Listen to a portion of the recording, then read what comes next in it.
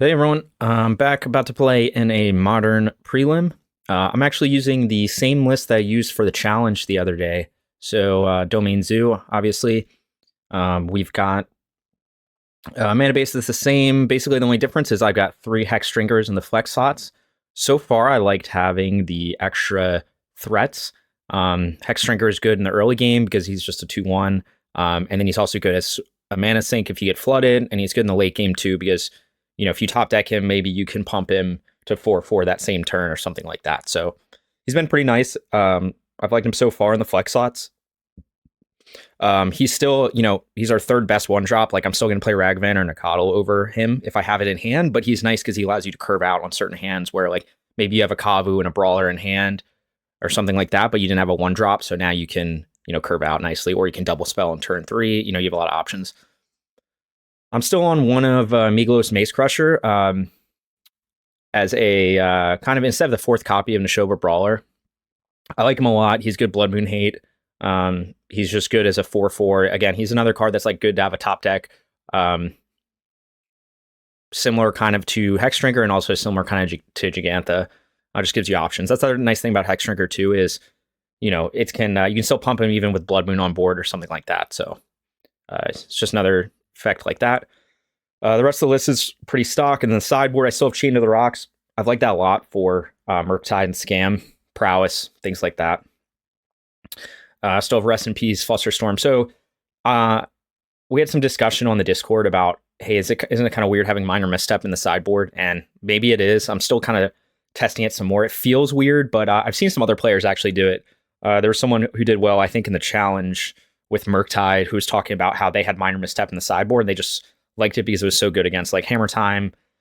Like, I think a lot of people will say that, hey, Flusterstorm isn't that better in the sideboard, but I'm doing the 2/2 split because like Misstep does hit creatures, which can be relevant in certain matchups. And also, what the guy was saying on Twitter was basically he felt like Flusterstorm was like too easy to play around for a lot of decks, because they can just kind of wait to be able to pay the tax. Whereas like Misstep, you just counter it. So we'll see. We've got 2 Natural State. That's going to be our Artifact Enchantment Hate. Tear Asunder, more Artifact Enchantment Hate. I've been liking Tear Asunder a lot. This is kind of a card that seems underwhelming because you're like, pay 2 mana to exile an artifact or enchantment. But I actually have found it to be really relevant. Just as kind of additional artifact hate. Very good against like Urza Saga. And you can exile any enchantment and artifact. And also, it's not totally dead if you're, you can bring it in potentially against Blood Moon decks because even if they don't play a Blood Moon, you can still spend 4 to exile, things like that. So anyway, we still have Hidetsugu. Hidetsugu is like the best card against Hammer Time. It's just a total blowout. It's very good against Asmo Food, against Prowess decks, against Artifact Affinity, anything like that. And then we got Jegantha. And it looks like we're about to start round 1. I'm on the play.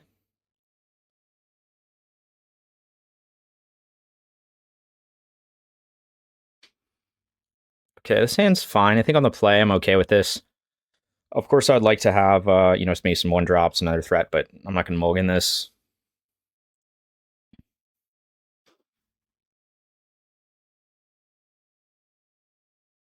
Probably just play my, probably just play Flooded Strand. I don't know if that matters that much. See what my opponent's on. So yeah, our play is going to be pretty straightforward here. Is we're just going to play Triumph turn 1 and then Scion turn 2. I'm a little more wary of that on the draw, just because you play Triumph turn 1, you play Scion turn 2, and your opponent's like so far ahead, depending on how fast their deck is. But on the play, we got a threat, we got some interaction, so should be pretty good. My opponent is really deciding if he wants his 7.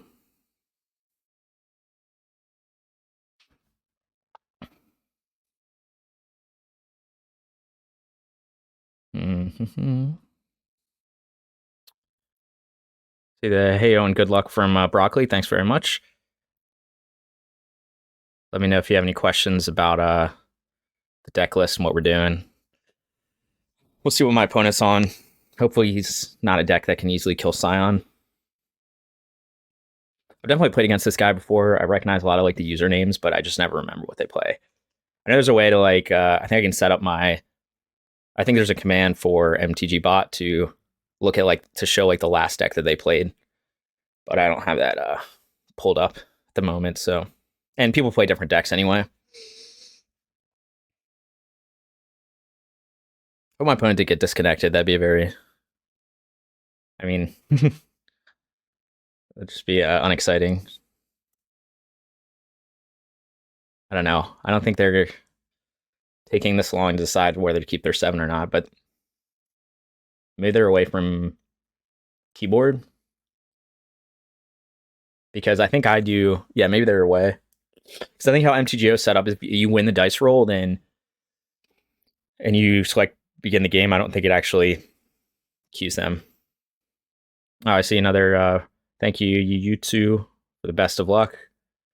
So far, my opponent's sat here for 2.5 minutes of their clock.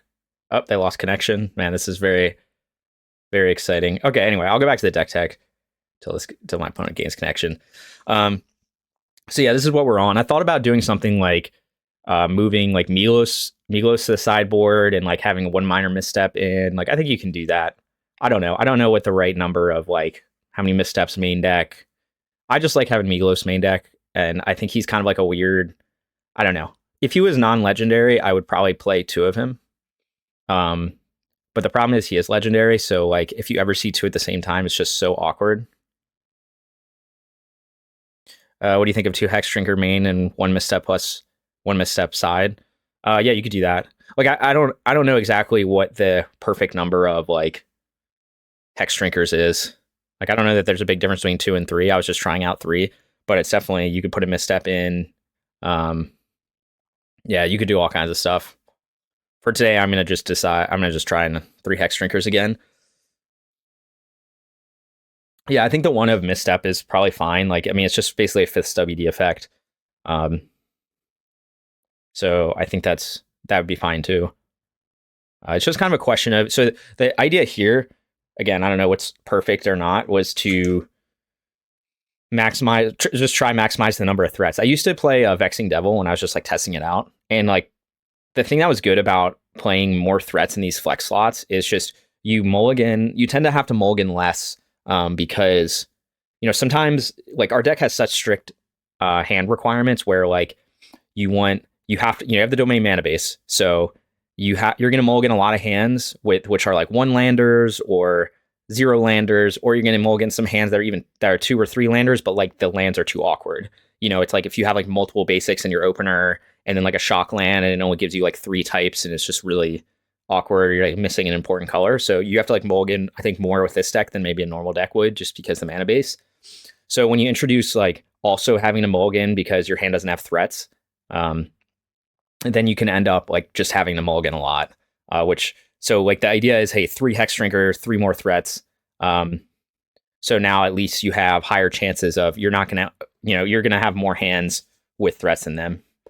Even though, like, even if it's just 1 threat, like that is a problem you can have. And that's kind of like why me and Dak were talking about experimenting with this, is because like as good as all this interaction is, like Minor Misstep's good, Dromoka Span is good, things like that. Like if you just end up with a hand of interaction, you can't really do anything. Like, you know, we're not really a control deck, right? We're like an aggro kind of tempo deck. So it looks like my opponent's back. You know, so if you just have all interaction, like you can't apply enough pressure and then you just end up like losing. Just gonna go Flooded Strand and pass.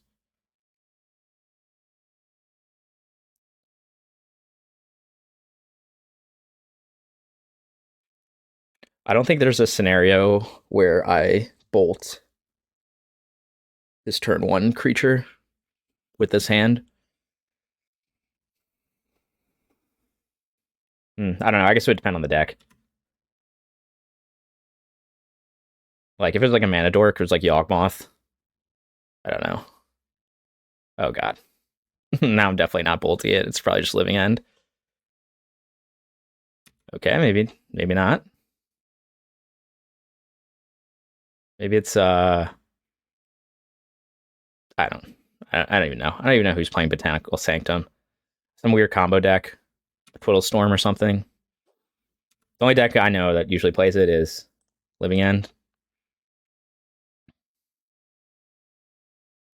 So we're probably going to want double red. I guess it doesn't really matter that much. We'll get Savai.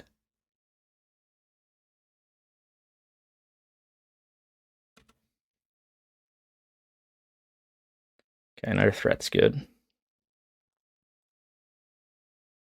So here we're just going to jam Scion. If this was a Living End, which I don't think he, he's not Living End with Serum Visions, but if this was Living End, I would play Brawler, actually, because against Living End, like that 1 point of damage could actually make a big difference. And like Brawler being a 5/3 is actually relevant.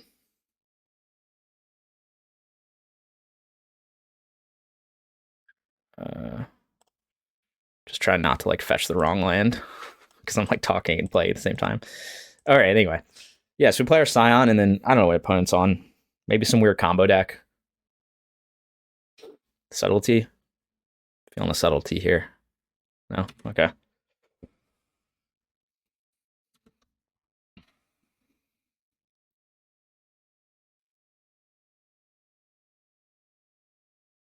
Gemstone. Okay, so it's definitely some weird combo deck. It could just be whenever it's Neoform. Yep, there we go. All right, we might just lose here. Maybe they fizzle and I can just bind it.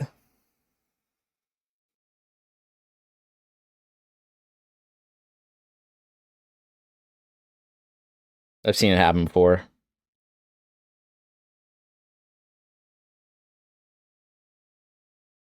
Probably not, though. Nah, it's not looking good.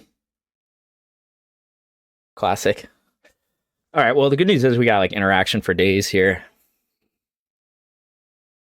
in the sideboard, so most likely I'm just bringing in Flusterstorms. I don't think Misstep's that useful here. I don't even know that like anything is that useful here. I guess Misstep could be useful for Summoner's Pact. Yeah, maybe I do keep... I guess I do bring in Misstep in case he tries to do stuff like that. I don't know. He could have multiple Summoner's Packs, though. I don't really know that Misstep matters that much. We'll see. He might still fizzle, but probably not.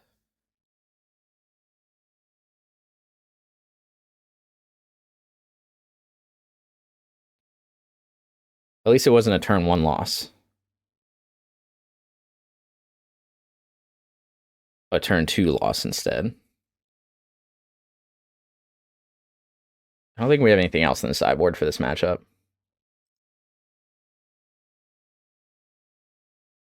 Yeah, none of these. Oh, maybe I'm alive. Nah, I say 18 cards in hand. There's no way.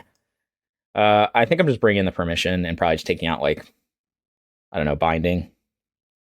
Like, he can kind of do everything in response anyway to if I, like, bind something, so it's, like, not very useful.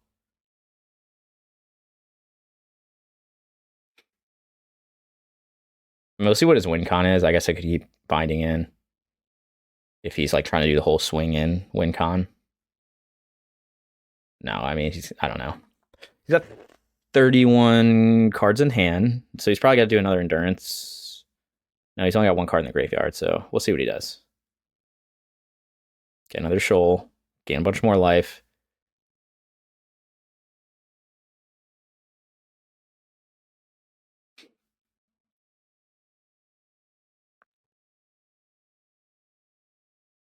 $36 cards in hand.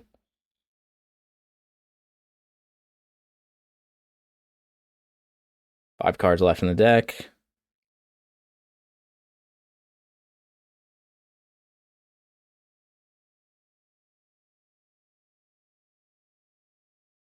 Mm-hmm.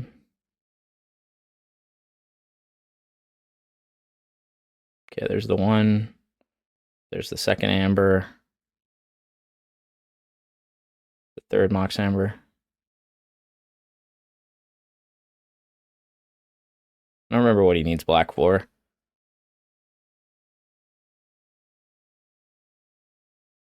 Shuffle it all back in.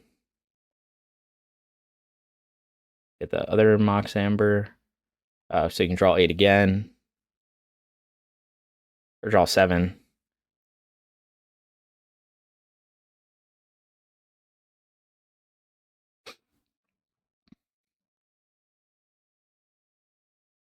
Very exciting. Very exciting magic here.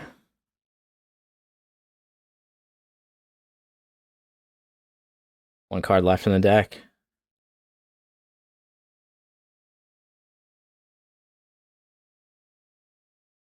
Mox Amber again.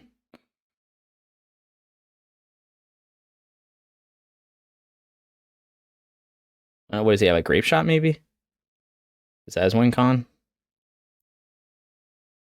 Just trying to get the storm count above 15.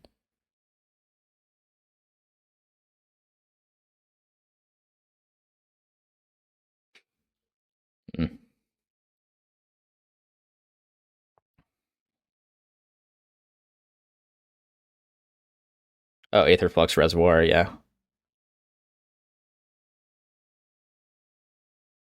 Yeah, this is exciting. I just like to see what there's a couple different win cons you can use, and I just want to see what he's got. I guess I could look at. He hasn't really shown me that much. 45 cards in hand. It's a typical game. I've never played against this deck in paper. It seems very annoying to keep track of all this.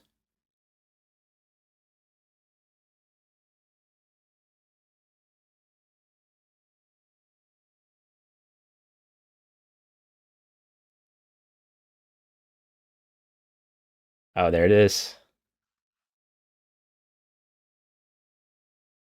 Oh man, we got a while to go then.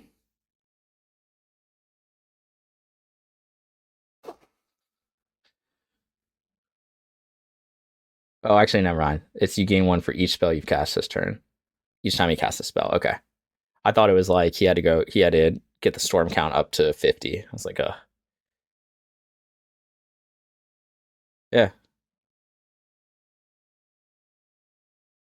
Okay. That was exciting. Yeah, I guess the question is, do I want Misstep or not? I definitely need Flusterstorm. I don't know if any of these like cards really matter. Like, I don't know, is Binding useful in this? Probably not.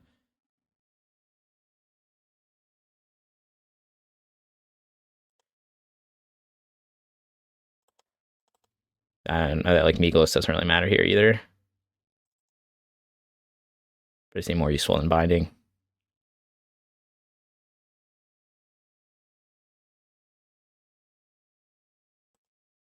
Probably. Yeah, we don't have a ton. I mean, not a super common matchup here, so it's not exactly like my board is built for something like this. Rest in Peace to stop. I don't know. I see what you said. Asking about Rest in Peace for this to stop him from endurancing himself.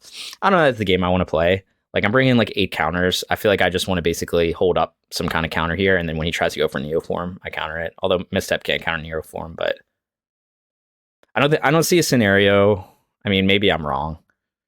I don't know that I see a scenario where I am playing Rest in Peace on turn 2 instead of like a threat, but could be correct. It could be correct to bring in. I mean, I turn off. Basically, I just turn off his ability to shuffle stuff back in the deck with endurance, but he can still gain a ton of life and do a bunch of stuff. So I don't know, maybe. Oh my god, come on, man. Well, we got all the interaction, but I think like keeping a 1-lander here is dicey. Like, what, I'm gonna swing with like a 1. I don't know. I think if this was a 2-lander, this would be fine. Like, I just played Nacatl turn 1, and I don't think I can keep this. Like, what, I could get like green blue, play Nacatl turn 1, but only have a 1/1 if I don't draw like another card. Like, yeah, I have some interaction here, but I'm not gonna do much to him. I don't know. This is such a weird matchup.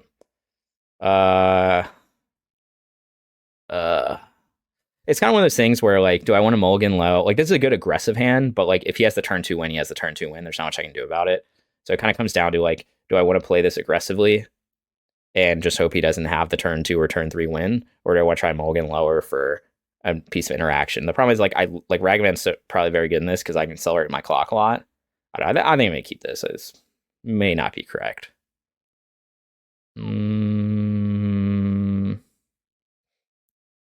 Put back Heath because I'm gonna go Steam Vents turn 1. I don't know. Maybe this is like classic, like keeping a fair hand against a really unfair deck. But I don't know. I'm on the play.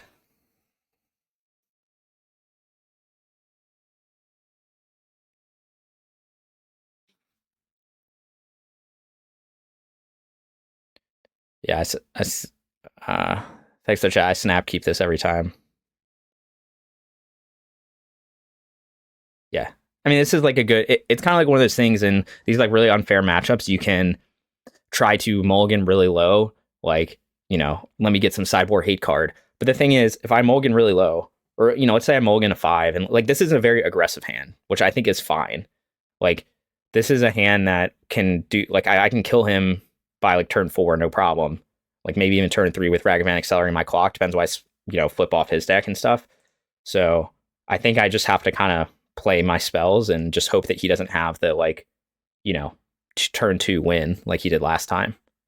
And if I draw, obviously if I draw permission, Ragavan's very good because he's giving me that extra mana, so then I can still play threats and then have the mana to do stuff with it. But we're just gonna hope. I mean, like if he has the turn 2 win, he's got it, and I'll just be sad. Like that, or the turn 1 win. You know, anything faster than like turn 3, I'll be sad. But like next turn, I can swing in with Ragavan and then play Brawler and Nacatl, and he's not quite dead on turn 3, but it's a lot of damage. If he just kills me.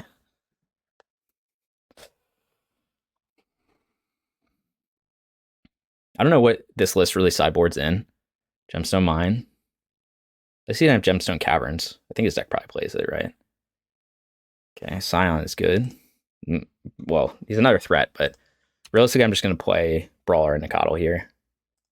Unless he... I don't know what he would have.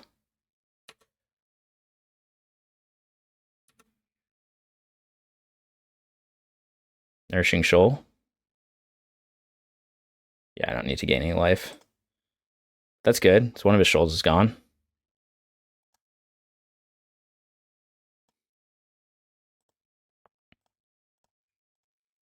So here, like, obviously I had the option to fetch Triome. Actually, no, I didn't. Sorry, because I got the Steam Vents first. But I knew the whole time I was just going to play out my threats. And then, like, if we draw another land next turn, then we're in, like, very good shape. But next turn, let's see, 10 damage right here just from swinging. Or 9 damage from swinging. If I get another land, it's 10 damage plus Tribal Flames. Like, we're getting close to lethal. And if he pays 3 life right now, let's hope I don't just lose. Oh, man. Oh, God. Turn 2 wins both games. Or maybe he's just doing it to chump block. That'd be very good news for me. Doesn't look good, though.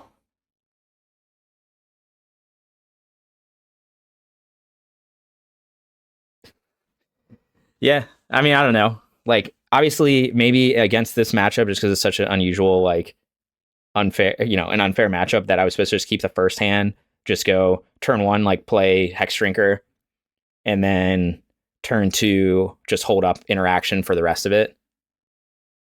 That could have been correct. I just think that plan is so bad if I don't draw another land.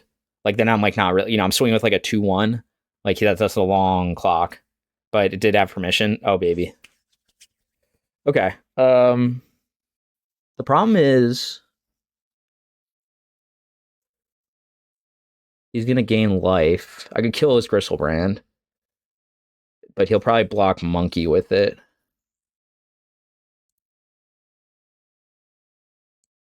I think we just attack with everything.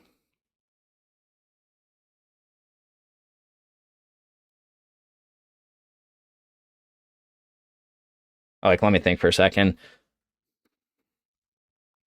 The other thing I could try doing is just like Tribal Flames him, and then bring him to 3, and then just hope he can't gain a bunch of life, and then Tribal Flames again next turn. But he'll gain 7 by attacking with Gristlebrand.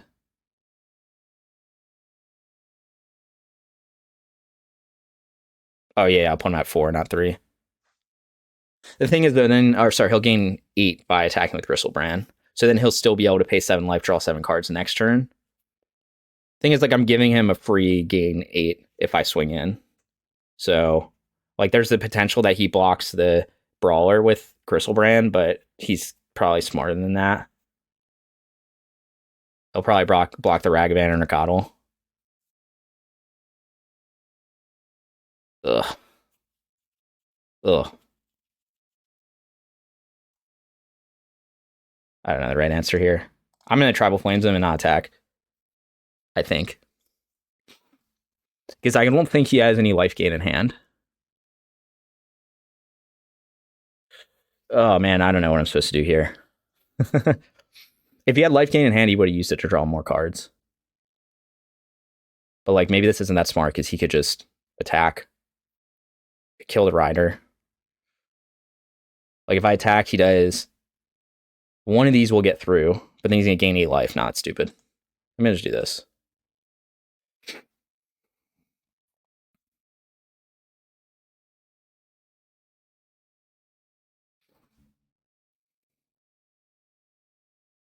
So if I draw another land, I'm in pretty good shape.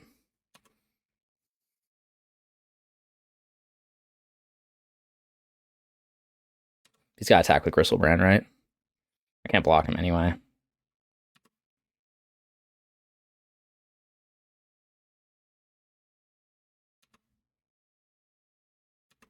I think he's going to just try to erase me.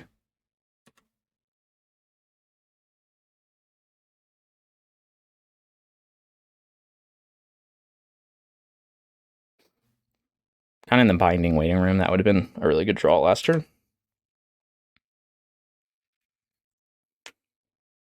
Oh my god, this is so annoying.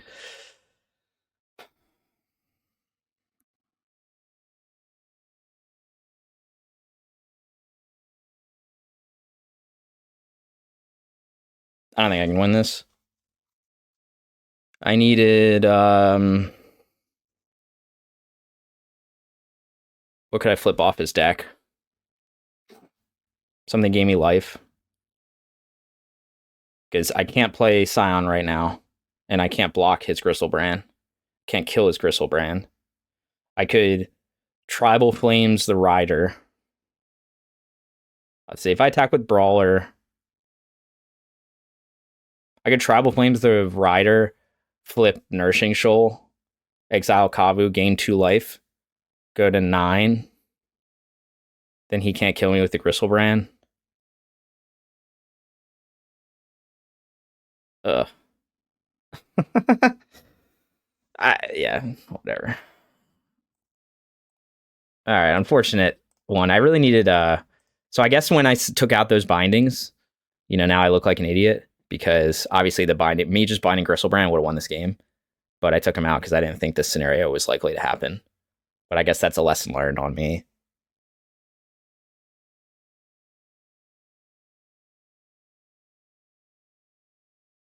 Yeah, I'm like slightly short on damage.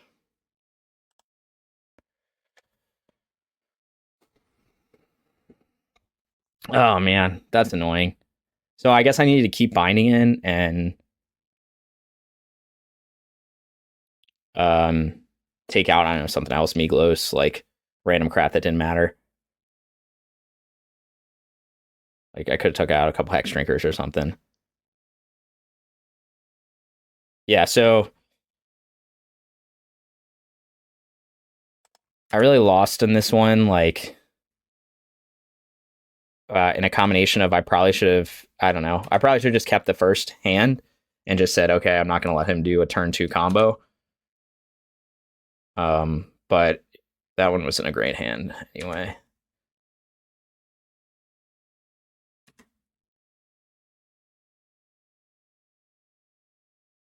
One mana short of neoforming into something.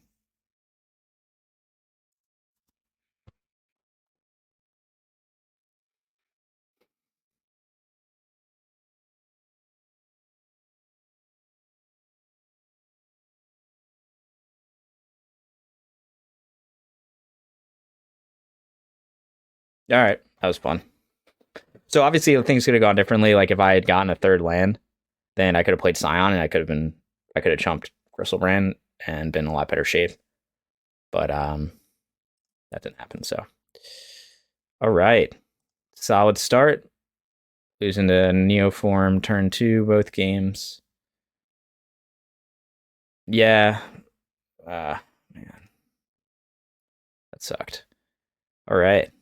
We're going to play a, still got like a while to go. We'll hop into a league.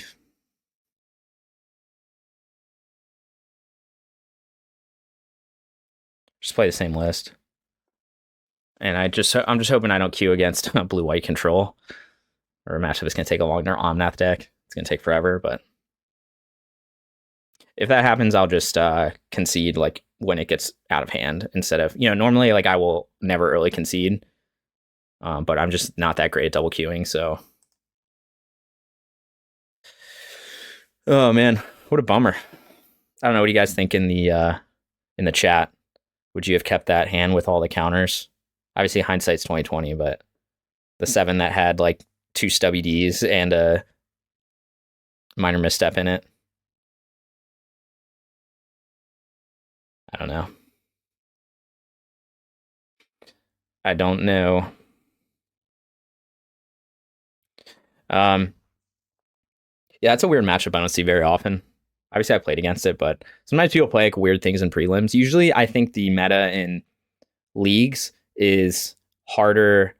So I think the meta in leagues is like a lot more diverse than prelims. Prelims and challenges, people will tend to just play like, yeah, I guess the first mole was okay, and the keep on 6 was also fine. I think so too. I think more the mistake was like I should have kept binding in, but like also I don't know. It just happened to end up like that he put a Griselbrand in play, but didn't have the stuff to actually go lower on life. All right, so we got the 0-lander here, so this is an easy mull.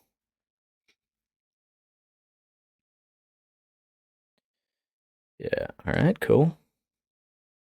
Okay, this is better. So we're going to put back the Temple Garden because I'm going to play probably Flooded Strand turn 1. And I want to be able to, because I want to be able to hold up stub. I'm going to draw, I think, yeah. Yeah, so play Flooded Strand. Windswept Heath is probably our best fetch because it can get either basic and either Triome. It can get like anything. All right. I'm already confused. Who the hell play? I don't know. What is he? I don't think Mill even plays this. Could be like Dimir Control or something. Or something weirder. Okay, cool. I don't really care. All right, we're just go Flooded Strand. Scion. So most likely, if he plays a spell that's worth stubbing, then I'm gonna probably just stub into Brawler. If he doesn't, then I'll play Scion. Blue-black has a lot of trouble dealing with Scion. Because he's probably got like Fatal Push and Drown the Lock. So Scion's probably gonna be very good in this matchup. Okay, so he's just mill. So I'm not gonna be able to stub his crab. If I had Minor Misstep in the main deck, I could have. All right, so I'm almost certain we're gonna play Scion here because he's not gonna be able to get my graveyard big enough. He doesn't have 2 mana up. The correct play there, actually, now that I think of it, trying to just think of what I need here. I don't think it matters. I should have fetched before with his Rune Crab trigger on the stack because all right, we'll use this. Maybe I was supposed to use the Foothills here. All right, anyway, because there's a chance that he puts my Triome to the graveyard, then I'd be really sad. So that would have been a smarter play. All right, so we're gonna go Scion, and my hope is the other option would be to bind this crab. No, I'm gonna get Threat on board. I'm gonna get Scion on board because I think he's gonna have a hard time dealing with it. Okay, let me pay. Let me pay. Next turn we can go binding and hold up stub, which is a pretty good position to be in. I just have to hope he could start blowing up my lands, which would be kind of sad, but I have another fetch here, so I can still get blue source. And that's the other nice thing about Scion is he doesn't shrink when they start blowing up your lands. It doesn't look like he's gonna blow up my lands. I don't know if he has a way to deal with this. All right, that's not a very good card against us.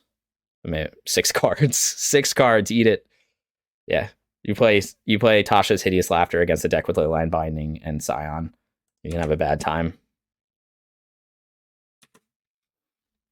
Now I think we're in a very good position. Yeah, we're in an even better position. So I think what we're going to do here is we're going to swing in.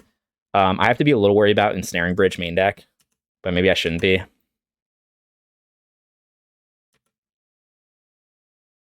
It's also an argument not to fetch right now, because he could have the thing with the stuff, but I could stub it too.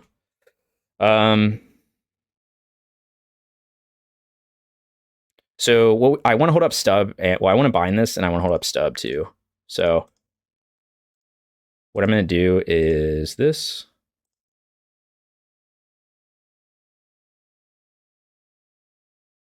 We're going to go. So I still have green-blue left in my deck, right? Yeah, and I have Steam Vents too. All right, so we're going to just play our Nacatl, and then I want to hold up stub. That way, if he does have Ensnaring Bridge, I can just stub it. It's kind of low probability, though. Okay, cycle Fractured Sanity.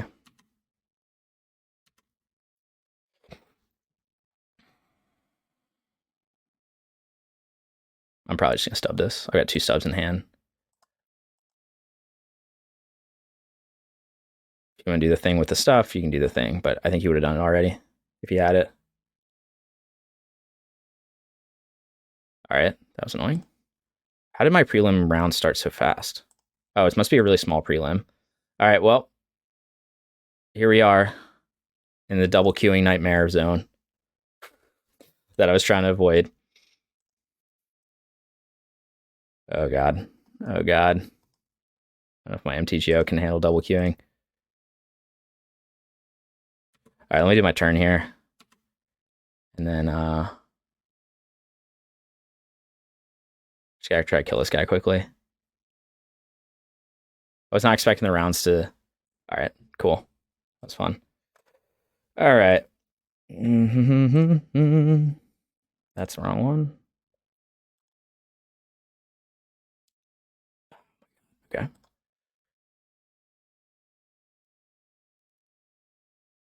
Okay, I am on the draw. 1 lander, so we're mulling that. Sideboarding against Mill, Flusterstorm. Misstep. Counters a crab. What do I usually do here, huh? I haven't played Mill in a while.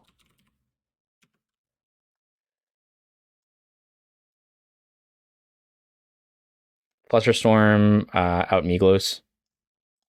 We'll rain the missteps too.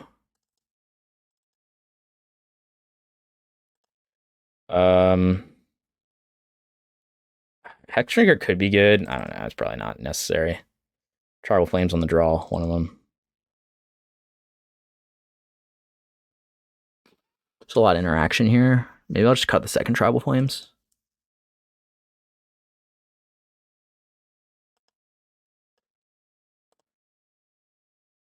All right, so we got a mulligan this hand. Ugh. Oh man, this hand's pretty bad too. On the draw with just 2/2 drops.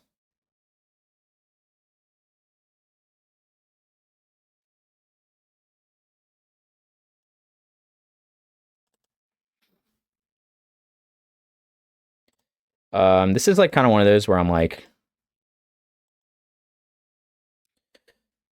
I kind of want a mulligan, but maybe I should just like keep it and trust the deck. I'll draw into more stuff.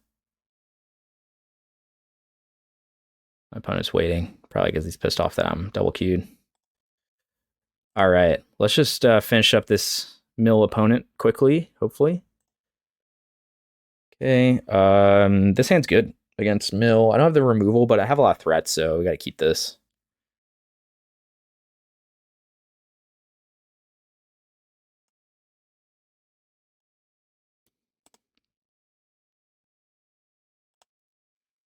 This is like the tricky one. Do I keep her or do I go to 5? I might keep it and ship the basic planes, but like, oh man, 2 creatures.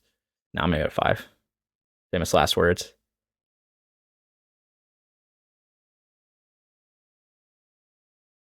Okay, we're good. Didn't see second land for a second. So we want to put back Migloz most likely. I really only want to put back one of these cards. I'll probably put back Migloz and Brawler. Although there's an argument to put back Binding, but I know what my opponent's on.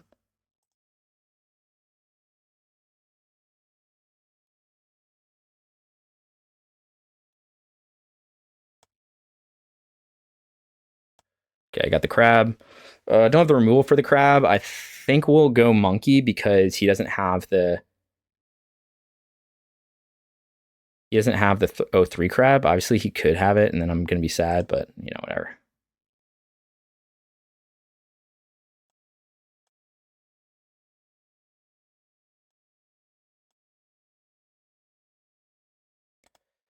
Double queuing, not very well.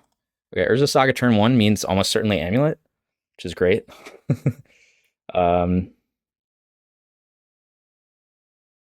do have a Binding, so it could be relevant. We're gonna go green, blue, red, white.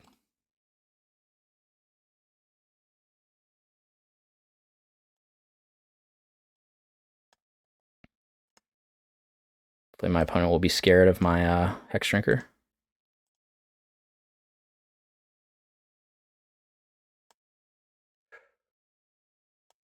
Okay, so he fatal pushed my monkey. Very sad. Very sad. Very sad. We're just gonna kill this crab. Oh, he didn't have a second land. Ooh, good for me. I think I just want to kill this crab now before he mills me for a bunch. You could argue that's not necessary, but I'm gonna do that, and then I'm gonna play Nacatl.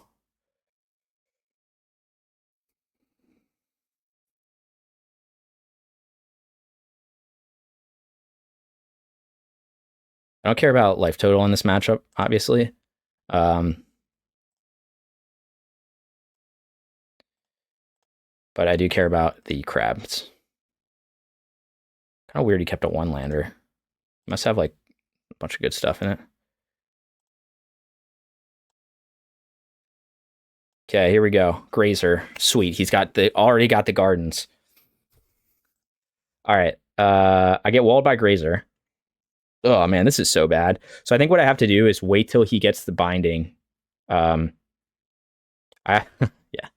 here's how we're into this. So we're gonna have to try to get him with waiting until he grabs the Amulet and then targets it with Mycosynth, and I bind the Amulet. That's what we're gonna attempt to do here. He'll probably play around it if he's smart, but you know, I don't think playing Kavu here is the key to success when I'll just lose on turn 3. See what my opponent does here.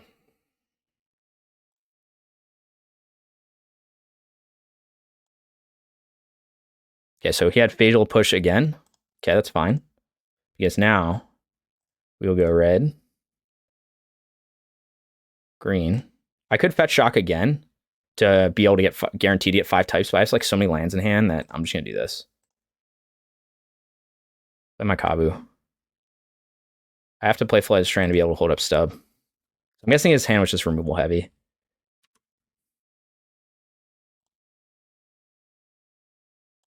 Yeah, he's got Saga triggers. Okay. But the problem is he's going to get another Amulet in like a turn. It's kind of annoying.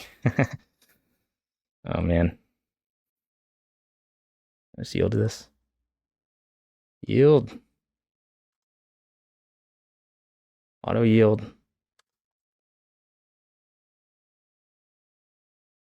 Oh, he gets the map. Oh, did he draw an Amulet? What the fuck's he doing?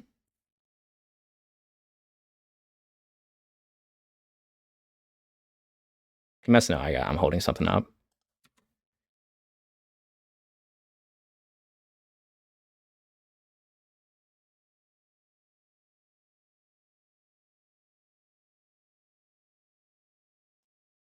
Okay, cycle Tasha's. Don't care. Or Fracture Sanity. I don't know why I said Tasha's. Steve has another removal spell for Kavu. He could have a crab. Yeah, crab. Don't really care about this crab. We're just gonna fetch again. Like, I don't, whatever. He's got it. He's got it. I think I'm gonna just fetch now, though. I could stub the thing. No, whatever. I don't care that much.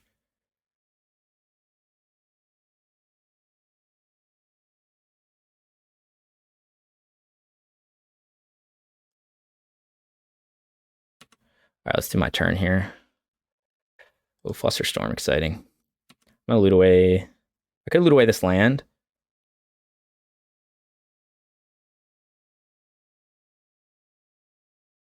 Don't do this to me.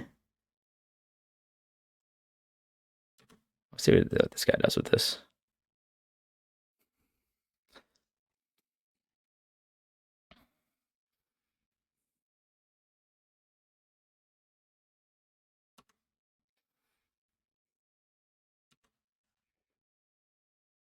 Fortunately, we're in this nightmare world where... Oh yeah, I saw... Sorry, Dak, I didn't respond. Yeah, Surgical Unbinding needs no bridge solution, but doesn't happen very often. Yeah, I wasn't too worried about main deck. I mean, it's possible. Like, there's some mill players doing that, I'm sure. The issue with, like, my fetches right now, or my lands, is I can't play Kavu and play Binding next turn with this, unless I draw another land. Yes, let's go. So... we're in this zone where I can't do anything. It's always exciting. All right. All right, let's get through this. Let's get through this together. I've applied no pressure. It's the secret to success. And I'm so bad at double queuing. Sorry. All right, can I just win this game right now? Oh, I just skip my attack phase. Okay, that's why you don't double queue like I'm doing right now. Yeah, it's fine though. We're so far ahead. I don't see me losing this game. Yeah, so obviously I wanted to deal 5 damage there, but didn't happen. All right. Okay, here we go. Here we go. This is the moment.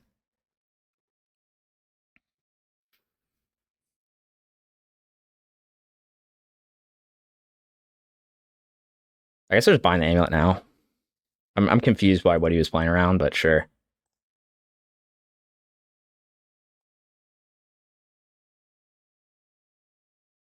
He must have known I was holding this up, right? I mean, maybe not.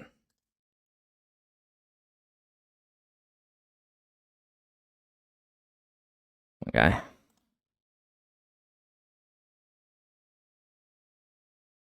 I guess that's why he played around it. See, like I said, smart amulet player. We'll play around binding with Miko Synth.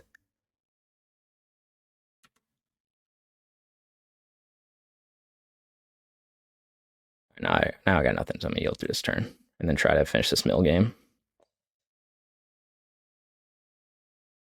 Oh, and Staring Bridge. Can't let that resolve.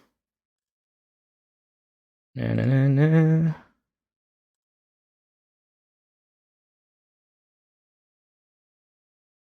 Can you just concede once I cast this, please?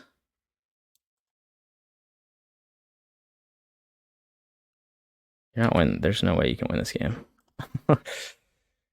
Yeah, it would have been in much better shape if I attacked last turn, right? Oh, now it's being super laggy, so I should stop hitting buttons. All right, there we go. There we go. Okay, done with double queuing. Okay, got the Azusa. Exciting. Can they kill me now?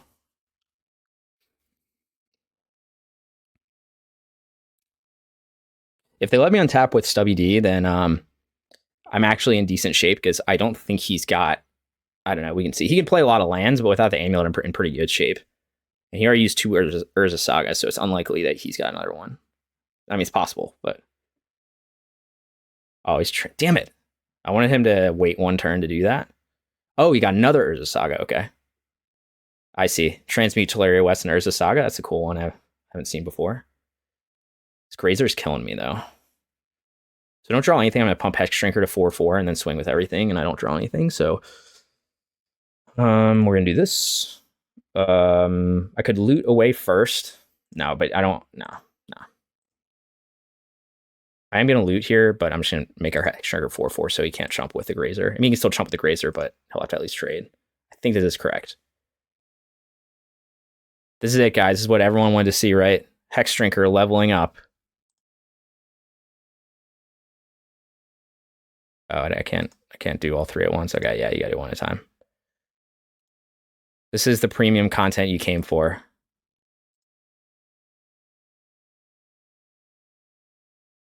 I'm gonna loot away this land.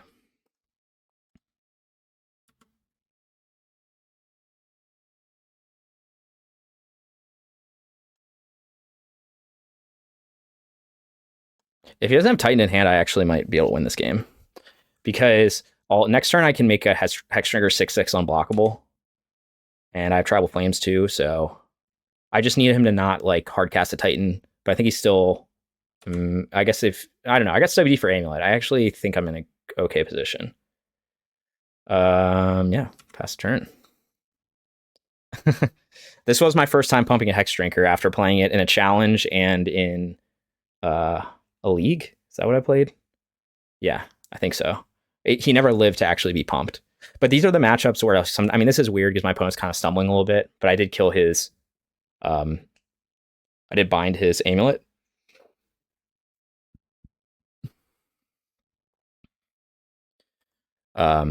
Usually this dies right away. In the mid-range matchups, my opponent doesn't have anything. So like if I were to draw one more land, I could pump this to 6/6, but I don't really need to do that because I have 10 plus 5. So if he takes like any damage from lands, which he probably won't, but I think I'm in an okay spot right now. I was really hoping to get the blowout where he tries to target Amulet with the Mycosynth, and then I can bind it in response and he gets nothing. But that didn't happen. Now he's thinking a lot. So that could mean I'm dead, or it could mean he's trying to figure out how to get out of this mess and he doesn't have an obvious play.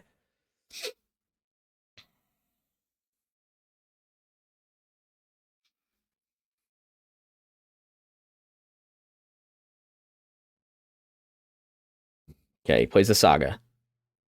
If his plan is just to like wait 3 turns, he's not gonna live that long. He could try to go wide with Saga tokens. All right, let's see what you got, man. See what you got. Second Amulet.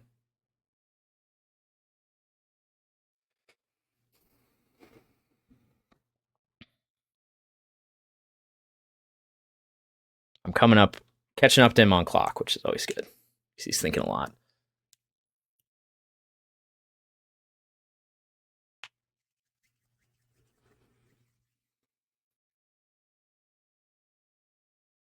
He's taking his time. He's got a lot of very complex deck. Goes Growth Chamber. Put back a Garden, probably. Okay. He's trying to ramp into something.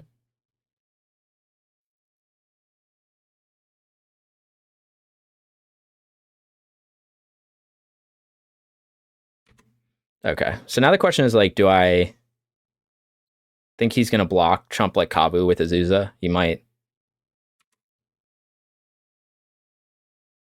Got stubbies for days, but we only have 1 blue source. I could loot away stub. I only have 1 red source too, though. Could loot away one of these stubs. Or I could just hold on to them. Do I think I need multiple stubs? What could I get that's better? Another creature, probably. Got 3 counters on him, so I would have to tap out to make Hexdrinker 6/6 unblockable, which I don't exactly want to do. I think I'm going to loot away one of these stubs. Try to find another threat, maybe. It's close, though. Like, I could use double stub. I think we'll attack first, though. All right, I think I'm going to loot away one of these. I don't know, it's really close. Like, if he's... I don't know, he would have to have, like, double packed, though. I think he just has a Titan in hand. Okay, land. Land is interesting.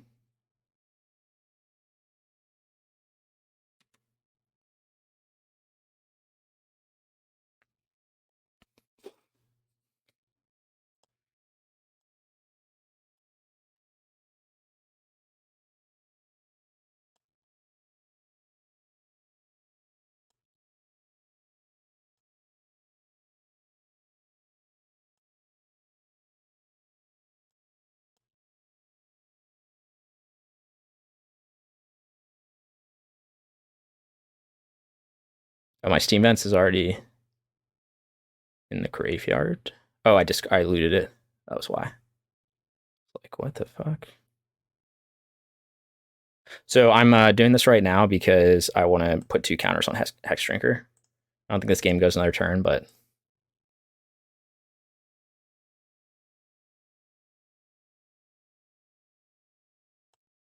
could still lose, I think, next turn. I don't know.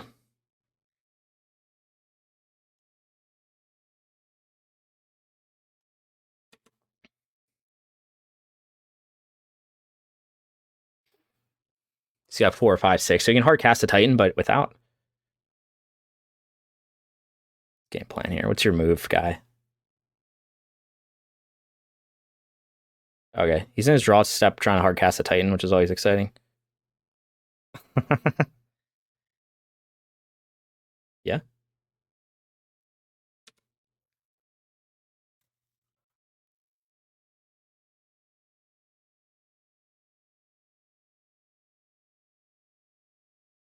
Yeah.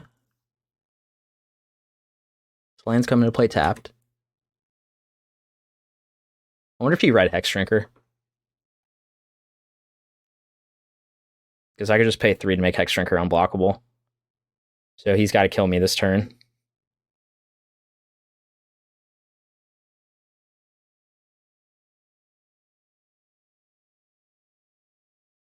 Right, because he has to put the land cards on the battlefield, so he can't put them in hand.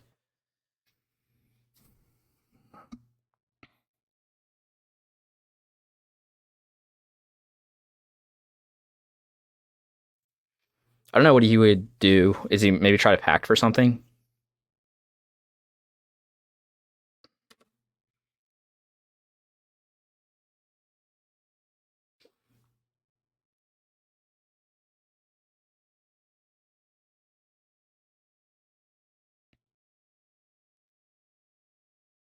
Mm-hmm. He doesn't have enough mountains to Valkoot me. I don't know. I think maybe he didn't read Hexdrinker. But I could be wrong. There you go. Okay, cool. Got there against Amulet. Hexdrinker, obviously, like all my clickbait YouTube titles say, overpowered. Strongest snake in Magic the Gathering. I did see that Canister actually won the Vintage Showcase Challenge, or the Vintage. He won some Vintage event, Vintage Challenge thing with a Hexdrinker deck. It's like Bazaar of Baghdad and Hexdrinker. Because like the fast mana is so busted with like a creature like this where you can just, you know, you can probably have him like 6/6 protection from everything on like turn 2. All right, so here's our exciting sideboard guide that it's basically Deck Faden's sideboard guide. By basically I mean it is. Oh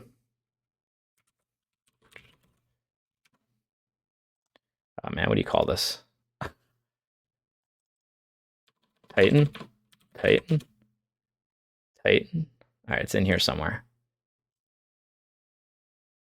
Yawgmoth, Tron, Death Shadow, Affinity, Mill, Domain Zoo, Dredge, Jun Saga. I feel like I probably passed it. Like it's up top. Burn, Living End, Creativity, Crashing Footfall, Scam. Here we go. 2 Natural State, 2 Tear Asunder, out 1 WD, 2 Bolt. I'm on the draw. I could bring a Hidetsugu. I don't know if I love that. All right, so we're going to bring the Missteps.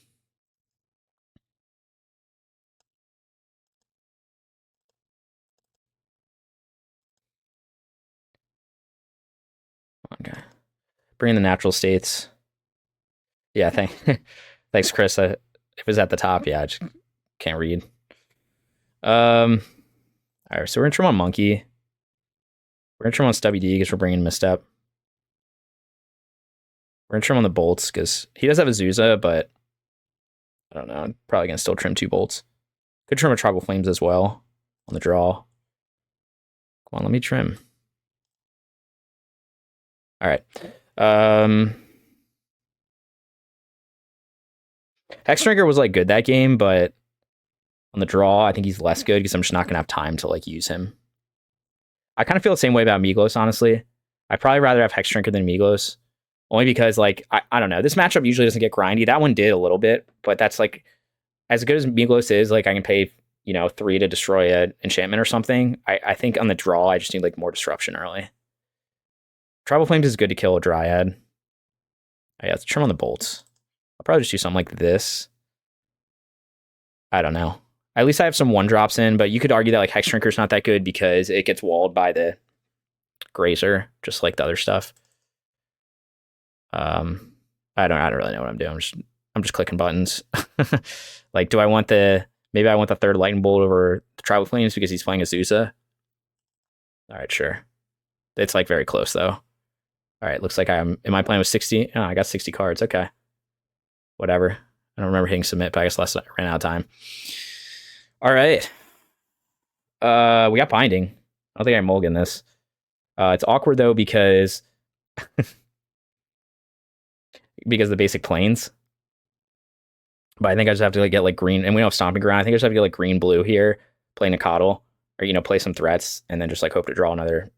I think this is a keep. Maybe it's not, but the other option would be I guess I could Triome turn 1 and then get 4 types, and then be able to play Binding for 2 mana. I don't know. I think I'm supposed to keep this though. See what he does. Maybe I draw another fetch land, and then this hand gets a lot less clunky.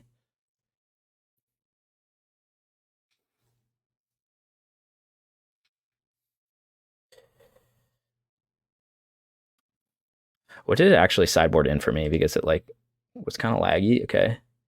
Oh, great. Great. I didn't sideboard at all. Perfect. I don't know what happened. I was clicking around and then it like just went into the round. I don't know if I ran out of time on my sideboarding because I spent so long trying to look for it. So this is going to be a little tougher without any sideboard cards. So that's always good. I don't know what happened. That's fine. We have a game 3 for when we get completely blown out this game. Interesting. He brought in Cavern of Souls. I don't know if they main deck that or not. He must think I might bring in Remand. Which I would bring in Remand if I had it in my sideboard, but I don't. But the Reprieve card's going to be sick. This gets around. Remand. What do I do here? Can't even double spell next turn. Do I get a Triome? What do you think the chances are that he goes Miko Synth? Because I can get what? Zagoth is green, blue, black, white. And I'll 4 types and I can bind. I think I'm just supposed to play a threat here, but none of them are going to be big enough to get past the Grazer without another fetch land. Ugh. I don't know what I'm supposed to do here, whatever. I think I just have to fetch Triome.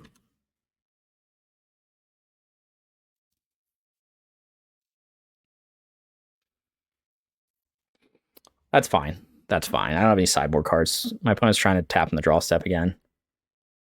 Go for it. Still in the draw step.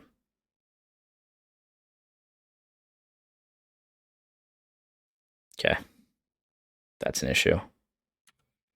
Well, it was fun while it lasted. All right. I think we're going to have to do the same trick as last game.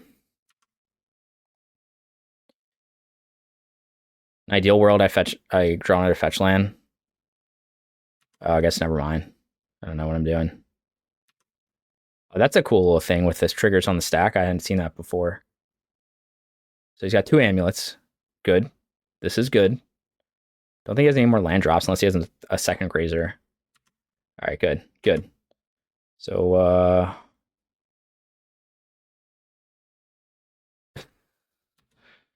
love to see it. Love to see it. My opponent's just trolling me now. I should dash monkey. That would be the ultimate flex.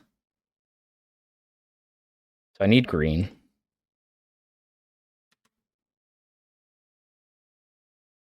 Perfect.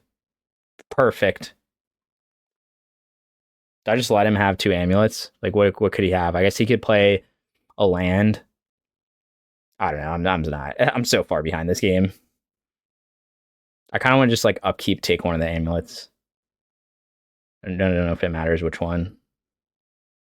And then just like try to grind this game out with my 0 sideboard cards I sided in. So yeah, let's just do that. I'm going to play around Force of Vigor, although I doubt he has it, but he could. Oh, we are going to play land, though. Almost a disaster. Okay, we're applying zero pressure, which is the secret, not the secret to success with this deck. But my lands were a little clunky. Probably, maybe I should just mulligan this hand. Does it matter which one of these I take? One's a copy, one's not a copy. I don't think it matters.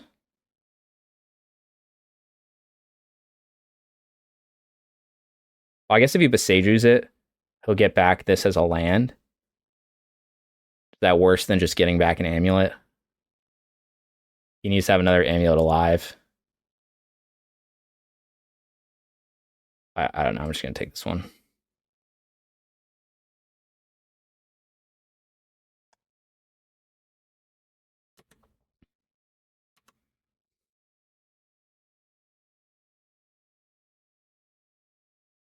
Hey, how's it going, Big Monkey?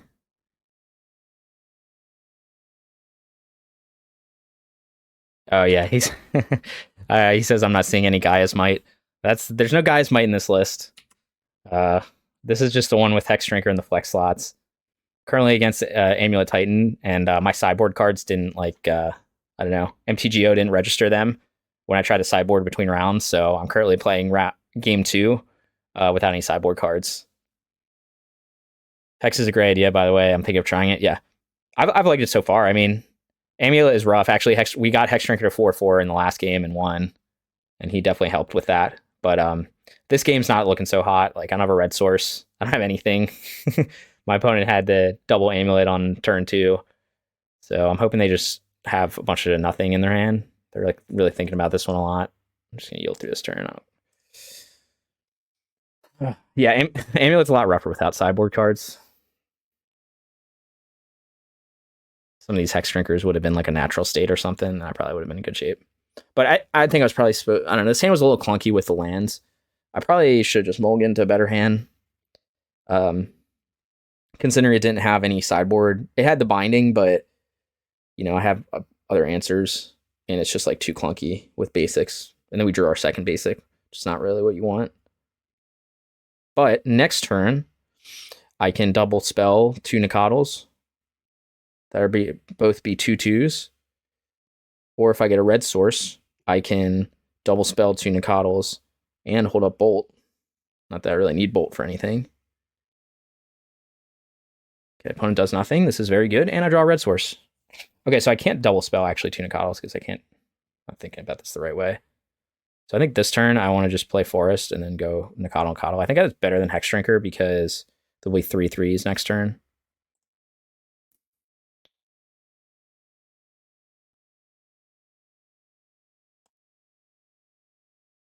All right, it's comeback time. Just need my opponent to keep bricking for the rest of the game. So next turn, there'll both be 3 3s, and then I can play 2 Hexdrinkers. And we're going really wide on this one.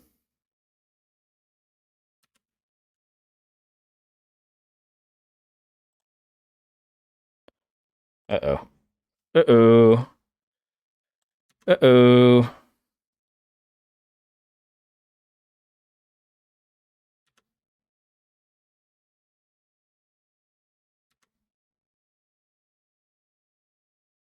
Yeah, this is just a classic, you know, soon to be 2 Nacatls, 2 Hexdrinkers staring down a Grazer. Actually, I probably should just bolt the Grazer, huh? So it can't block. Maybe I should wait for an Azusa. I mean, he's just going to chump one of the Nacatls. No, I'm not going to bolt it. That'd be stupid. I will hold this up, though, in case he does get an Azusa.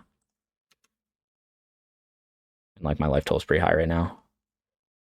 He might try to go wide with Saga tokens. Bolting could also be relevant there. Yeah. That's what I thought was going to happen. Okay, so we're going to go Hexdrinker. Hexdrinker. I already played a land this turn. Yeah, turn 4. We'll pump one of these.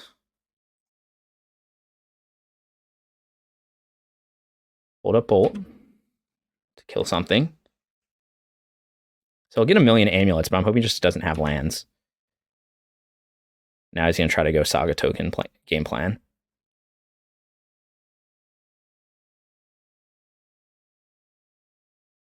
Next turn, I can pump one of these to 4 and swing in for... Oh, that's a bad sign. What's he doing? Azusa? Oh, baby. Okay. Okay. Fortunately, I can't respond because I don't have priority. Do something stupid. Oh, I can't respond to that, though.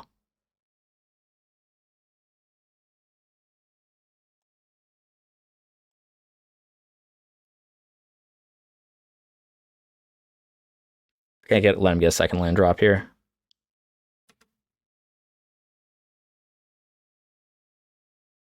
Or second and third land drop.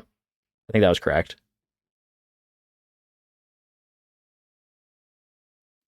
Let's go. All right, so obviously Hexdrinker looking great there. Of course, what really won that is that my opponent stumbled a bit on lands. So they got the amulets down because they made the copies, but they couldn't get enough lands down. And then he wasn't actually dead yet, but he pretty much was dead. Like, because I would pump the Hexdrinker. Let's see, I have 5. Oh, actually, he was dead, right?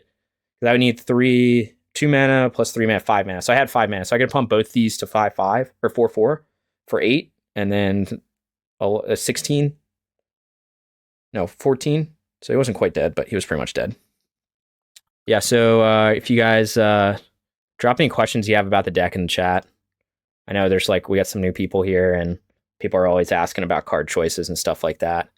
So yeah, Gaia's Might. I know this is one we talk about a lot. So I did play Gaia's Might a little bit in this was probably after Dominaria United came out, or whatever the new one is. There's Might of Alar and Gaia's Might. I think Gaia's Might is the new one. I don't know, maybe the other one is. So I did play it. It's just I don't know. I haven't loved. I mean, it is definitely fun to give yourself +5/+5 on a big creature, and just kill things. There's definitely an appeal to that. But on the other hand, it's so easy to get blown out by removal that I don't love it. I like having more threats, and then maybe interaction that's a little more what's the word I'm looking for? Anyway, stuff that you can bring in that is more useful in a variety of matchups. So that's why SWD is good, because SWD can protect your creatures, but then can also disrupt the opponent's game plan. If they're on a combo deck or something, you can stub a creativity, you can stub a Neobrand, whatever. Or Neoform, I mean. So that's why I like stuff like stub. Even Misstep is good because you can use it to protect your creatures, you can use it to counter, or you can counter opponent stuff, opponent's creatures too, which can be relevant. So I usually like stuff that's more like that. I mean, you can definitely win some games with Gaia's Might. It's just, I don't know. There's also just a lot of removal that's not damage based. So that's the other thing. You can, because I know one of the appeals of it is I can, how do I feel about Tarmogoyf, Chris? Okay, so here's the deal with Tarmogoyf, in my opinion. Some people definitely do play Tarmogoyf and have success. Some people play a mix of Brawler and Goyf, because they're I don't know, Brawler can be bad against a lot.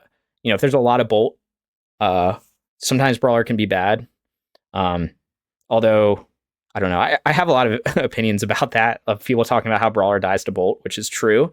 But my thing is we're a deck with a lot of threats. So in reality, the play pattern with this is that you play a 1-drop turn 1, right? You play a Ragavan, you play a Hexdrinker, you play a Nacatl. If your opponent's deck has bolts, and they have a bolt in hand, they're going to use it on this Ragavan, or they're going to use it on this Hexdrinker, or a lot of times they'll even use it on Nacatl on turn 1. So that requires them to then have a second bolt in hand to kill your Brawler. So it just becomes less common that your Brawler dies to bolt. Yes, it does sometimes, and it feels bad because you're oh man, it's 2 mana creature, just died to 1 mana removal spell. But at the same time, we're a deck with a lot of threats. If he was our only threat and we were just trying to hide behind him, or playing a mid-range game plan, then yeah, he would be a lot worse, because then your opponent's removal would be very effective against Brawler. But with Goyf, the issue with Goyf isn't there's 2 issues. One is he requires you to play worse graveyard hate. So once you play Goyf, you're now a deck that's relying on the graveyard for some synergies, which can be good in some cases, because Goyf can get really big. But the issue is like in Modern today, the decks that have graveyard synergies are going to be stuff like Murktide. You've got Living End. You've got like things. I'll group like Breach in there. Like sometimes Prowess decks with DRC, Underworld Breach, things like that. It looks like we're starting next. So it's kind of like the decks that are really good. I think I played this guy in the challenge. The decks that Goyf would be good against are also decks that you want better graveyard hate against. So yeah, Rectors, that's right. They'll run out of kill spells eventually. So that's kind of the trade-off is you're like, oh, Goyf could be really good against Murktide. And you're like, yes, but then that means I have to play like some worse graveyard hate. I can't play Rest in Peace because I have a Goyf, and that's like Nambo. So then I have to play worse graveyard hate, which means, and keep in mind against like Murktide, because of Unholy Heat, and because of DRC, like your graveyard hate is protecting your creatures. Oh, this hand's gas. Your graveyard hate is protecting your creatures, but also turning off one of their win cons, which is Murktide, also making their creatures worse. So it does a lot. So that's like my thing. So some people do like Goyf. If you like Goyf, then like play it and feel free to do that. But then in your sideboard, you're gonna have to do something like Leyline of the Void, and then you're gonna lose Jegantha when you're doing that. And Jegantha is very good against these grindy Murktide, Jund kind of decks with graveyard synergies. We're gonna keep this. So you can do that.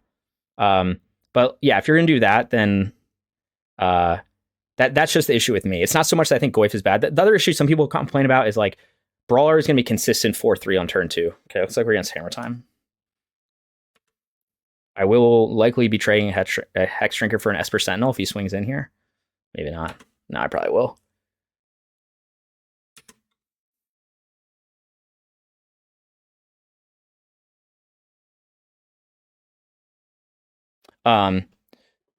So yeah, then you have to play some worse graveyard hate. That's the issue. That's my issue overall with Goyf. But yeah, the second issue I was talking about with Goyf is, do I want to go green black or green blue? We'll go green blue. The second issue is like Brawler is always 4-3 on turn 2, always. And Goyf a lot of times it's going to be like a 2-3 or a 3-4. So that makes WD worse. Like, because that means you don't, that's just one less threat that you have that turns on stub. And that's like very relevant. That's another reason, by the way, why Hexdrinker is good, is because a pumped Hexdrinker can turn on stub. So it's just like another nice little synergy there. I'm probably just going to swing with Hexdrinker here to, if he trades Esper Sentinel, I don't care.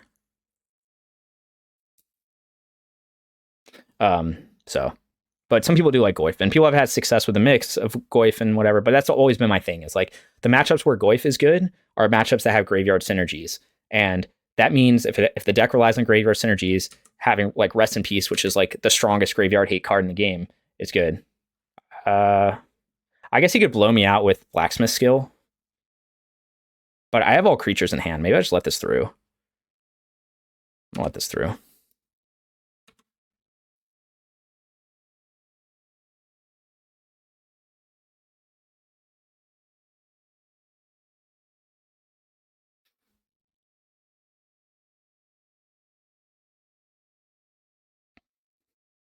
Not letting you kill my Hexy boy. If I had more spells in hand where I'd be worried about him drawing a bunch of cards, then... Oh, this is not Hammer. This is just Death and Taxes. Or something else. Okay. Alright, whatever. Ooh, Binding's good. Right, I don't know. I don't know who plays this. Who plays this land? What the hell deck is this? Is this humans? Am I playing against humans? I don't know. Solitude? See if he has a solid dude. Nah, he would wait till I pumped it.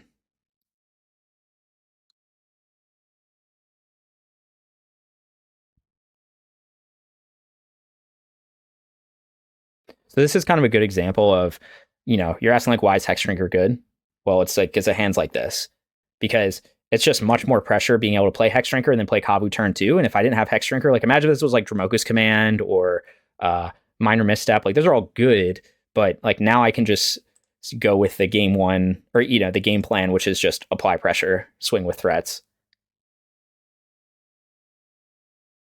So now I'll play Kavu because he's our best 2-drop. There could be an argument to play Brawler in, but I want to start looting stuff away too. Next turn I can probably go Migloz, unless I draw another. No, I can't go Migloz because of the Triome. I'll probably loot away the Triome maybe. We'll see. This might just be humans. Yeah, it's humans. Okay. Okay, so we're going to probably bind Adeline. We can't pay the tax, though, which is a little annoying.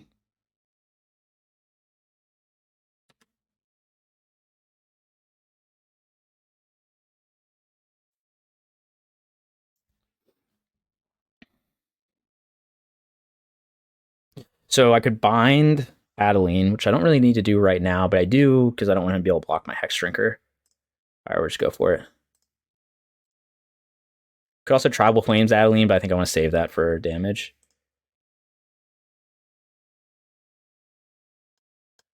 This can be a tough matchup, but he has slow start. He'll draw a card, which is kind of annoying, but I just can't have the ramping happen. And if he wants to trade a Sentinel for a Hexdrinker, I'm totally fine with that because I'll just keep swinging. So I guess the question kind of is, do I loot away this Triome? If I get a 1-drop, it doesn't really help me. It gets me a Bolt.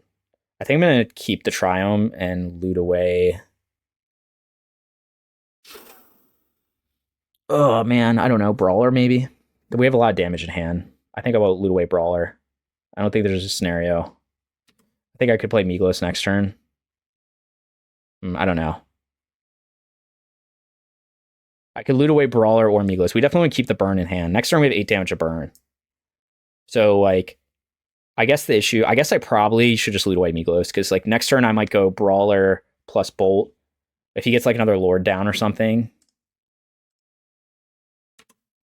Like, Migloz is great, but I don't think this game's going to go that long. Could be wrong. Famous last words. I'm going to loot away Migloz.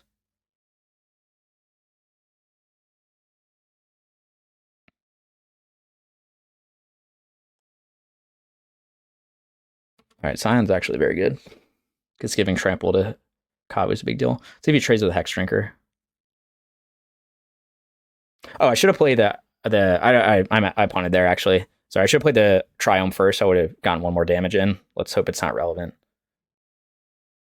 That was actually a big mistake. I don't know what I was thinking.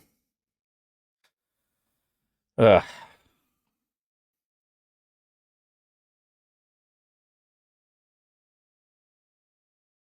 I think I lost this guy in some kind of tournament when he was playing humans. But his hand this game was pretty bad. He had like 1 creature in the first like 3 turns.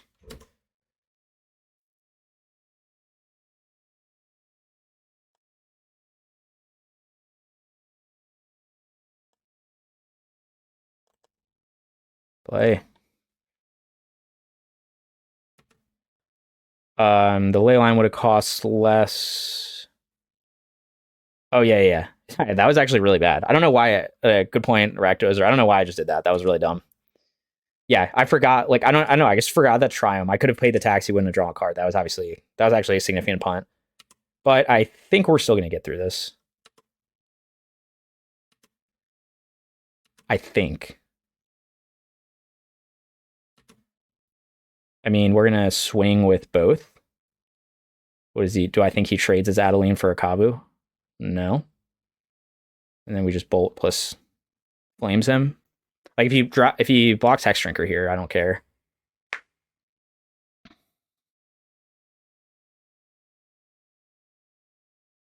I'm going to loot away Brawler to try to find another land to make it super sure that we're dead. That the opponent's dead.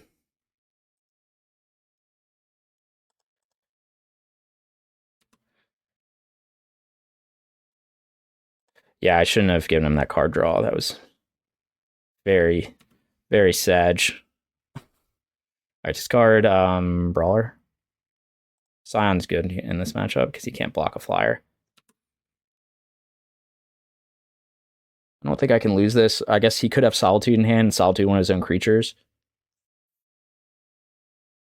But now I can double Tribal Flames him. He could Solitude the Kavu. and then block the Hexdrinker. I'll probably play Scion and Tribal Flames him then. Okay. That's what I thought he was going to do.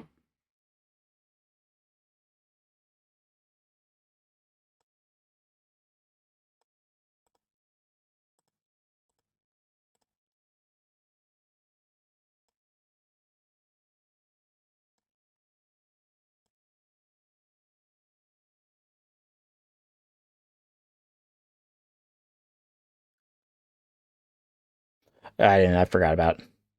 Yeah, man. So the smarter play, because I'm assuming Solitude's in this deck. I don't know, but I'm assuming it is.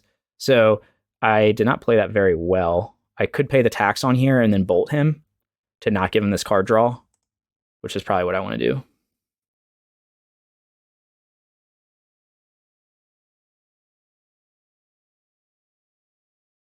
And then I'll fetch up Steam Vents with this and then bolt him.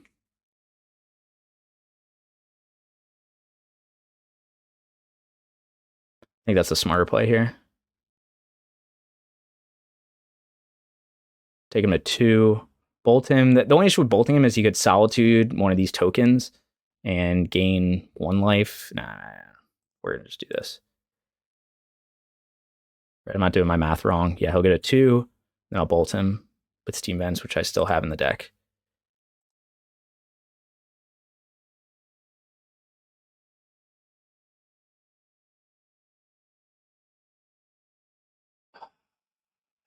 So he already had Shining Shoal in hand.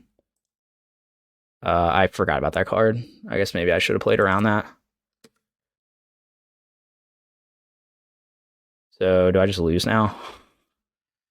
Unreal. So he did.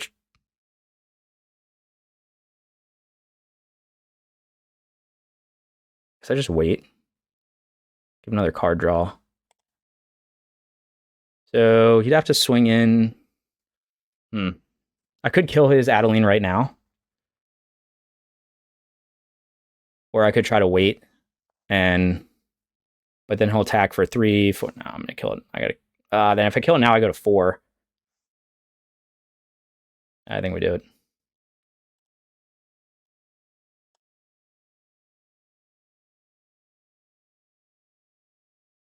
Please don't have like another Shining Shoal.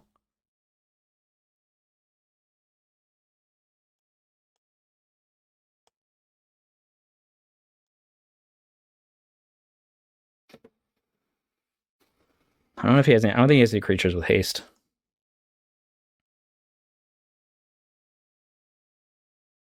I don't know. I might just be dead. I'm not dead yet.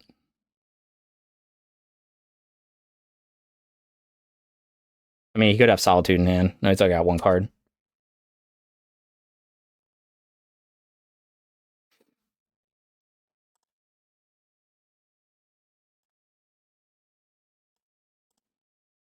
We have to play Scion to give Trample.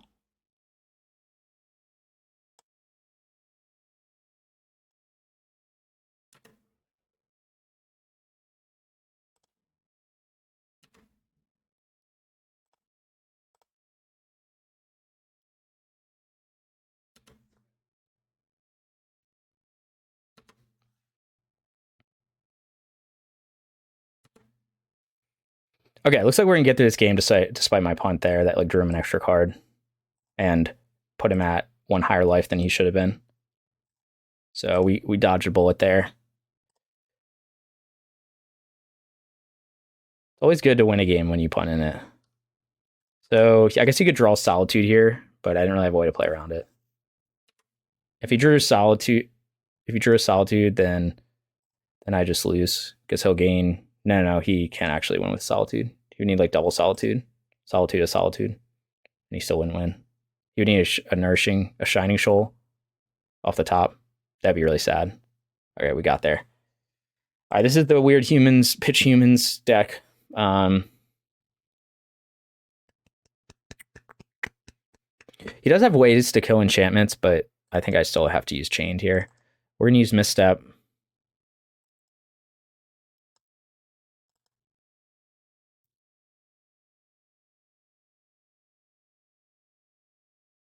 We have a lot of interaction now.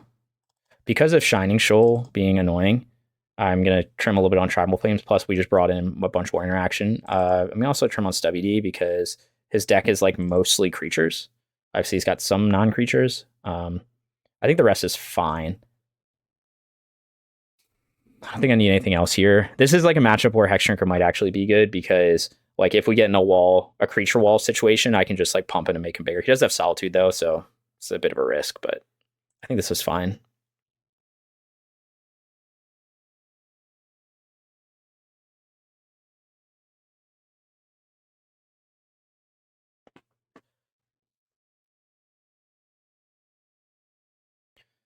All right, this time we're on the draw. I think we were on the draw last game, actually. So hope he doesn't have the Chancellor.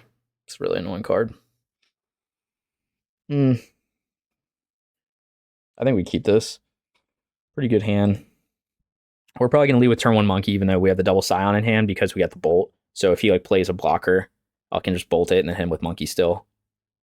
That's maybe what I'll do. We'll see what he plays turn 1, though. It might be like a champion that gets too big.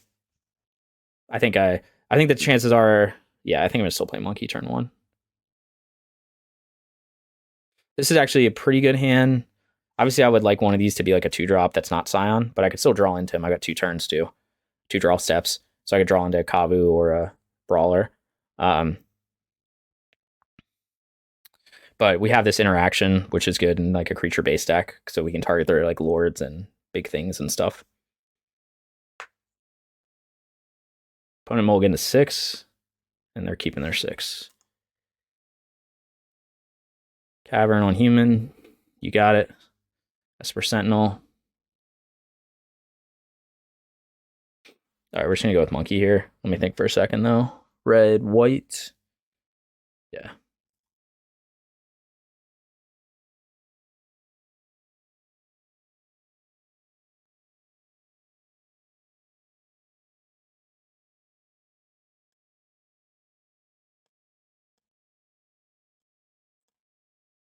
I guess the question is if he attacks with Esper Sentinel, do I just take it? I might. I'll probably play another threat, but then I can just bolt it. Oh, come on, dude. Seriously? Oh, dealt 2. Oh, this isn't the one that does 2 damage to... Okay. I'm gonna let this through. Okay. We're gonna bolt and then pay the tax.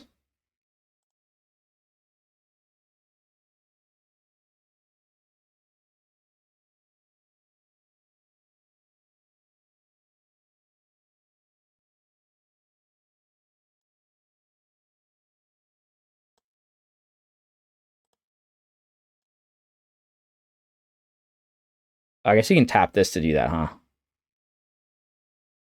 Oh, this isn't legendary. Never mind. Is it non-legendary? No, legendary creature. Okay, I'm an idiot. I was thinking the one that does, like, I guess when you cycle it, it does 2 damage. Maybe he's got that one in hand, too.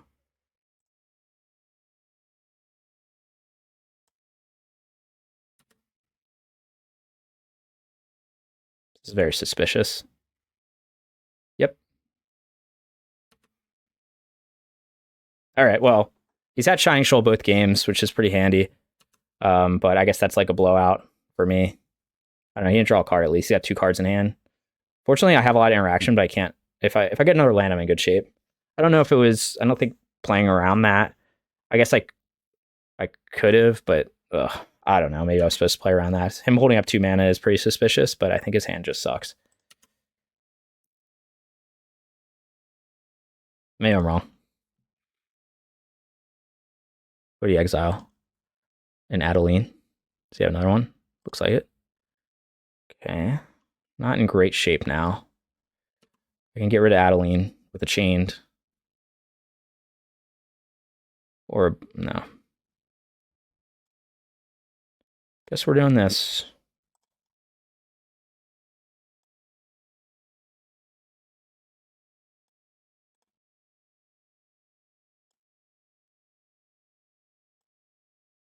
Guess we are doing this.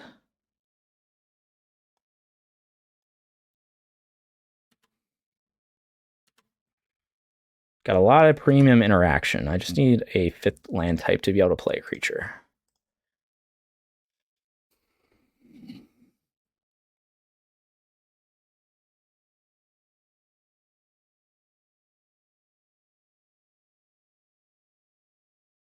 All right.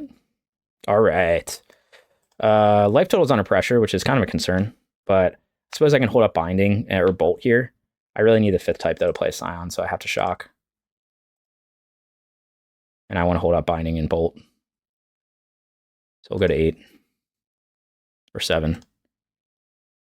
Oh, God. Yeah, I just need my opponent to, like, not do anything for the rest of the game.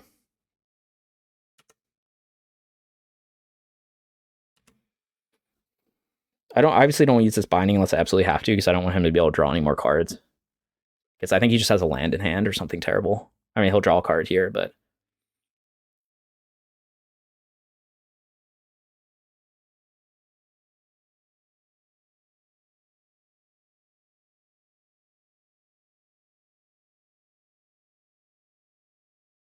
all the interaction in the world.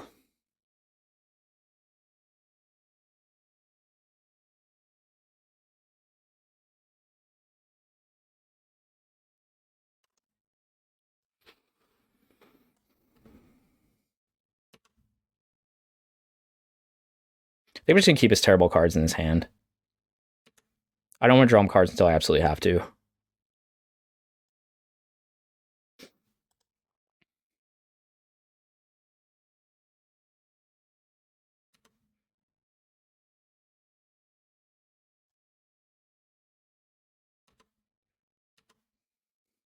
Please don't have any more Shining Shoals.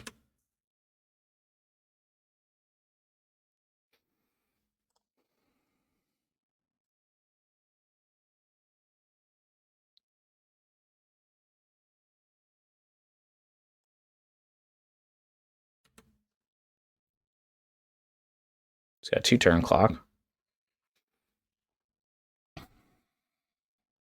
He's trying to hardcast Solitude. No, it doesn't look like it.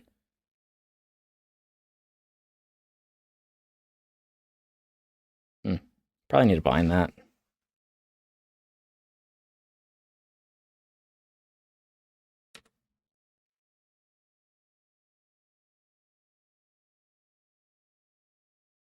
Is there something else I would mind here? Go to 6. Get a basic Plains to pay the tax on Esper Sentinel. I don't know if there's... I guess I don't need to do this right this second. If he puts another one on the stack, another human on the stack, then it'll change it. I'll let him like attack and swing and stuff.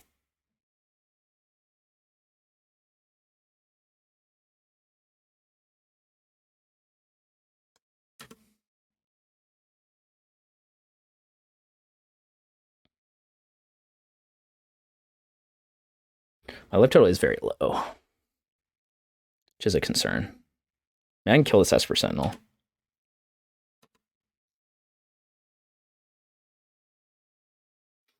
All right, so we'll probably go to 6 to get a basic Plains. We could just bind the Sentinel. And then, like, next turn, yeah. I think I'm just going to bind the Sentinel. I'm tired of doing this crap. We have a second binding for Thalia's Lieutenant or some other threat. So... just get a basic Plains here.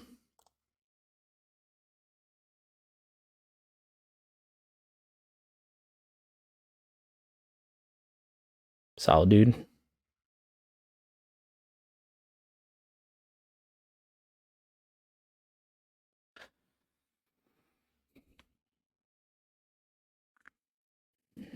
Solid, dude. It's actually pretty handy that we have a lot of exile-based removal because of the white, because it makes his Shining Shoal worse. I don't know what my opponent's doing.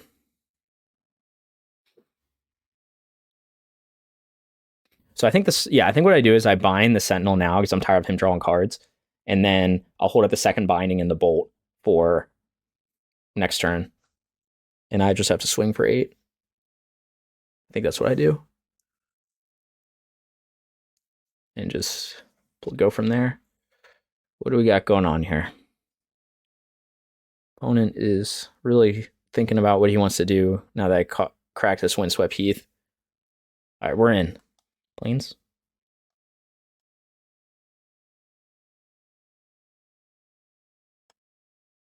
Oh, damn, I got paid 2. Oh, that was a big punt. Okay, that's okay. I forgot I have to pay 2 because... So the smarter play would have been to bind the Sentinel right now. I don't know. Whatever. Okay. I could have not cracked this. That would have saved me 1 life point. Ooh, that was a bad play. That was not a great play. All right, that's okay. Try the Sentinel. So I could have been at 7 life. That's really what I...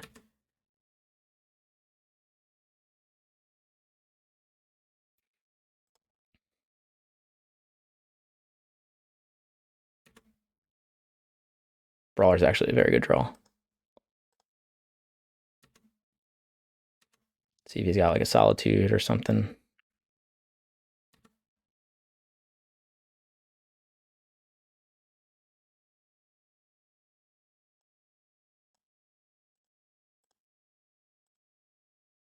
So now I can hold up Bolt and Binding, and I have a blocker.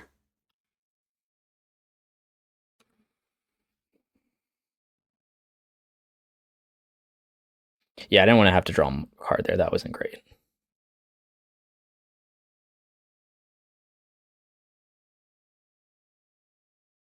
Not the cleanest game I've played.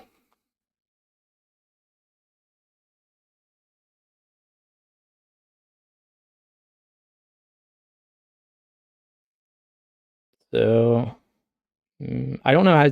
I think his only way to deal with the Scions are Solitude, and he's got the 1 human that can like destroy enchantments, or artifacts, but he doesn't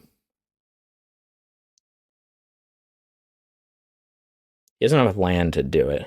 He doesn't have enough mana to do it, I don't think, in 1 turn. So I guess he could draw. No, he would need 1 more white source, and he could like hard cast a Solitude. Maybe that's what I'll try to do.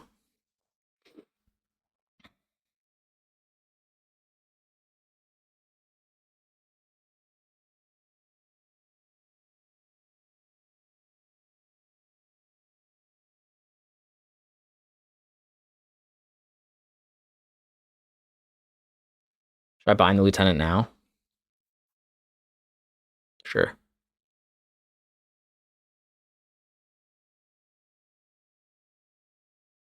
I mean, it'll become a 2/2.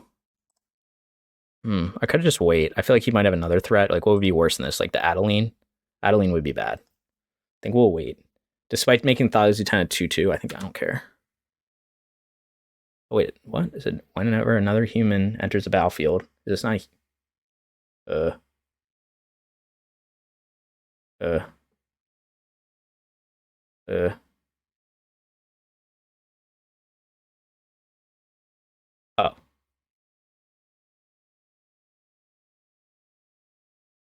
Okay. Okay, that's fine. I was like, where's the trigger for Thales Lieutenant?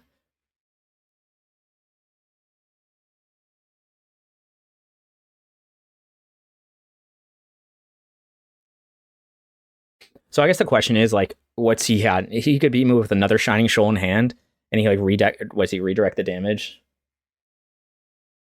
And then, like, I die. Okay.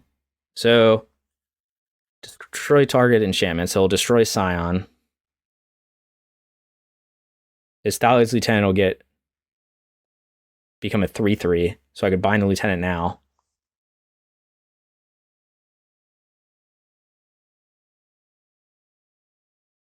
Let's try this out. I'm going to bind the Lieutenant now.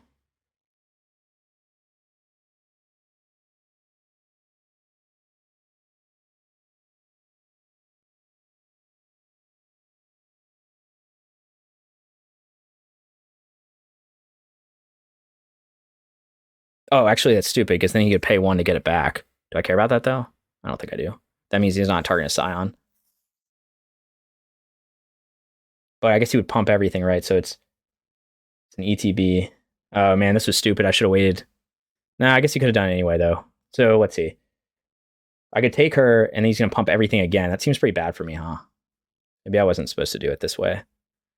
No, actually, am I dead, though, if he does that? If these pump to a 3/3, this becomes a 4/2. He still needs to target one of these Scions. He could have another land, but that would No, I'm going to just take the Lieutenant. I don't know. We'll see.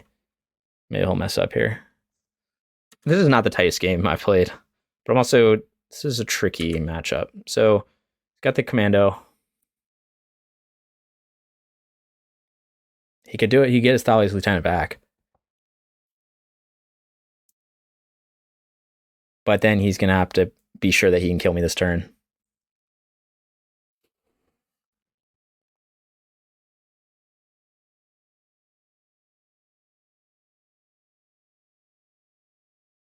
Just thinking about it.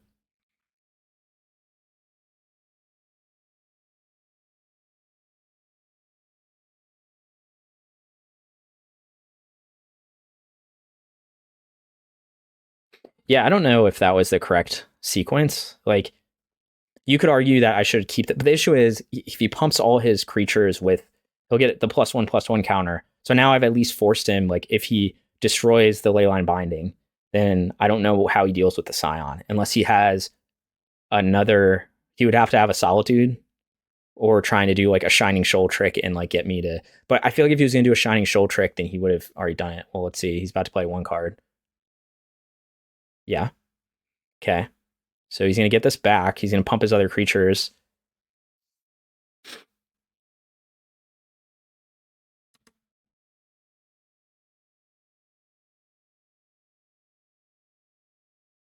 So he's going to pump these. I don't think I care about that.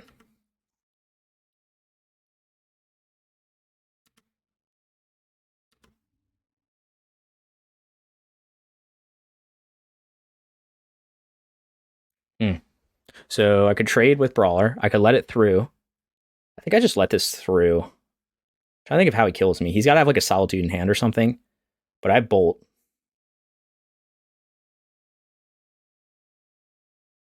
Shining Shoal would kill me. If I attack with Brawler, Shining Shoal... Like, I think, let's just say his last two cards are either Shining Shoal or Solitude, because I think there's only things that can win. So, the Solitude's my Scion.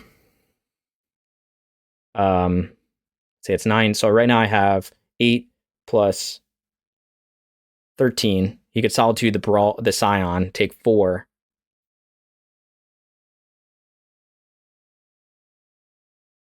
The new instance of Thalia not protected by Bodyguard. That's what I thought, right?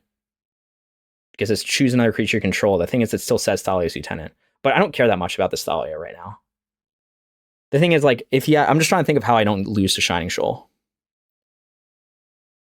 And the problem is, like, I guess bolting this, and then he Solitudes one of my creatures, and then I still lose, right? Because then he could chump here. I think I have to let this through.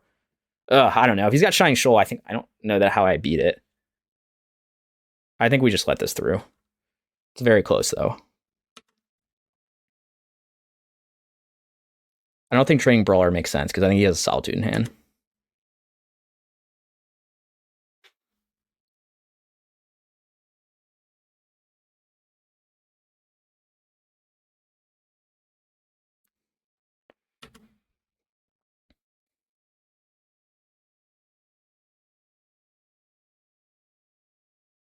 Now I just have to swing with everything and then just see what he does. Doesn't help me.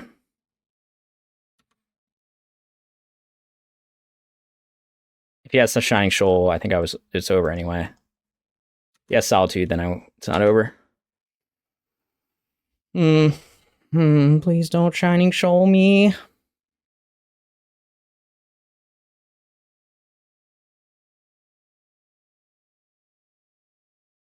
Here I use 1. Second in the top 13. Possible. If there's a Solitude, then Seems like a Solitude.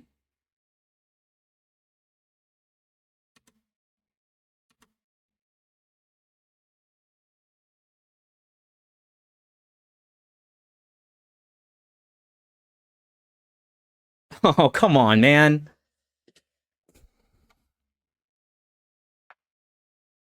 What is the damage? What did he select, though? What was the source he selected? Wait. He targeted me. The next X damage that I would do, not one of my creatures. Huh? Did he misclick?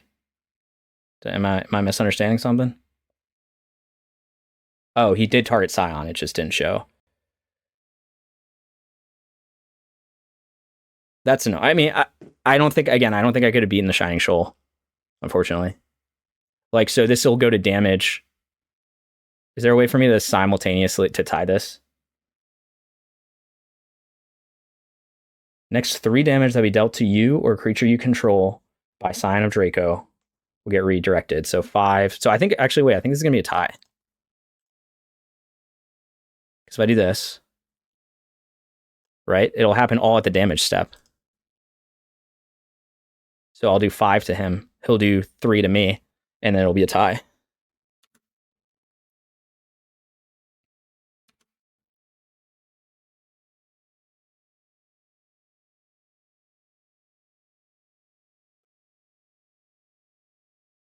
Haha, all right. Damn, we're getting all the good... This shows my clock is, like, not high.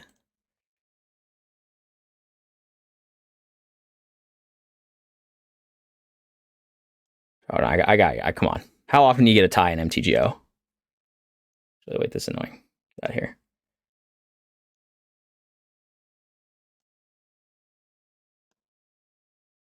Sorry, I have like all kinds of crazy stuff going on here. Nope. All right. All right, I got to snip it. Even though I am using my own clock. I could lose here actually on clock, but I think I'll be okay. He's got to win 2 games on his clock. I only have to win 1.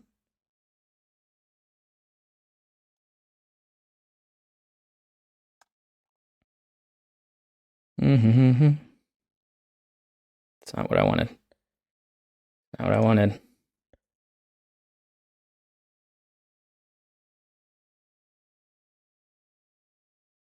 right.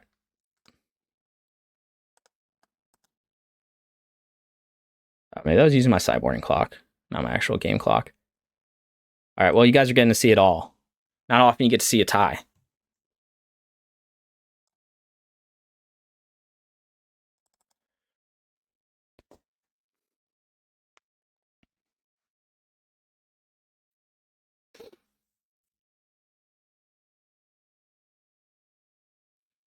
So he's 2 minutes ahead of me, but he's got to win 2 games in this time.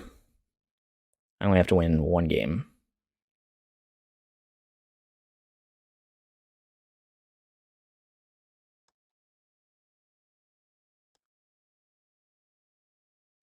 Sounds good. We'll keep. Got a turn 1 removal. Got a turn 2 creature. Turn 3. Hopefully he doesn't leave with Esper Sentinel. Don't know that I want to bolt that to draw him a card. Probably just get Triome rather than bolting an Esper Sentinel and having him draw a card. Then I can get a 5/3 Brawler on board.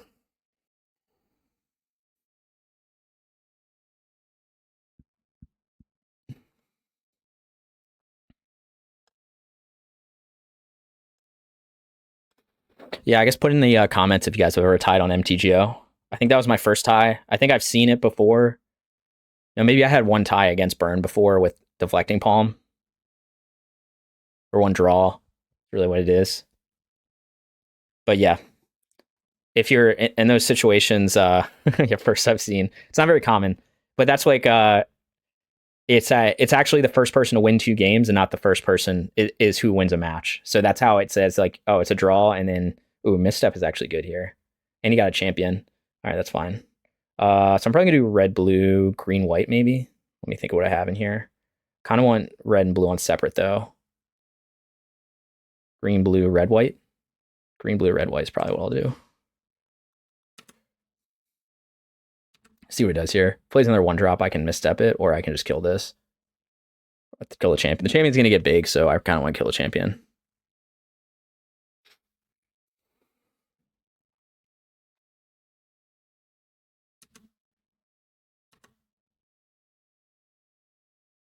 I'm gonna take this one because I want to see what else he plays.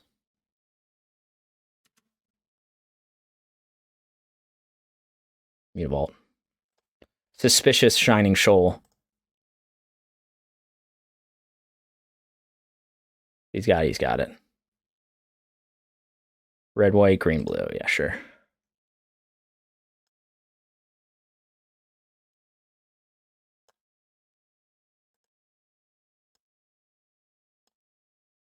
Still got 3 cards in hand.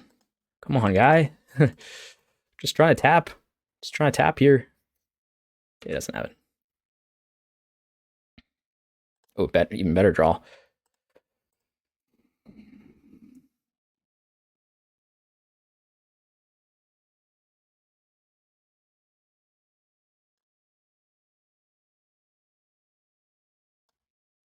Would really like my MTGO to work.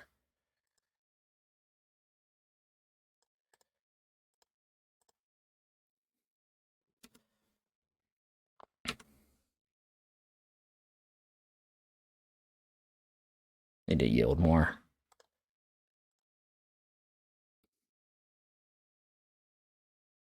Timely Chain to the Rocks.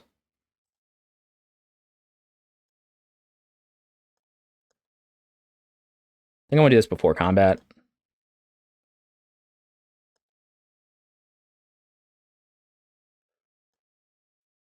I think we want to loot to find another land. I think I'm going to loot away Migloz.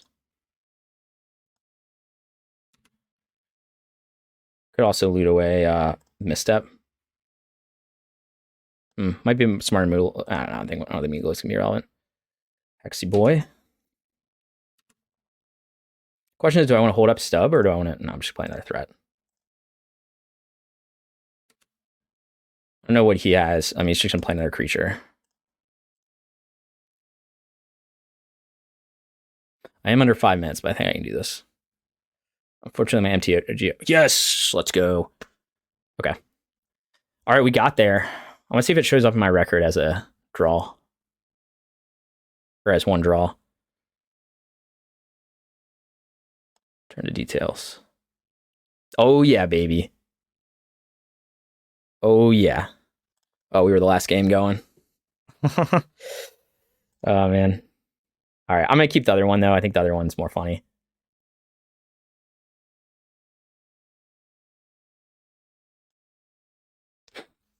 All right, so we're at 2-1. That means a 3-1 would be very nice. Looks like Dingo is crushing it right now with a 3-0.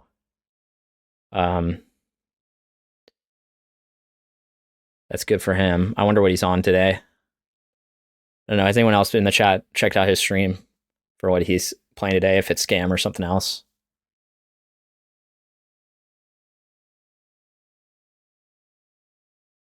It's probably something else, because I know he plays like, I mean, you get tired of playing the same deck, is the reality.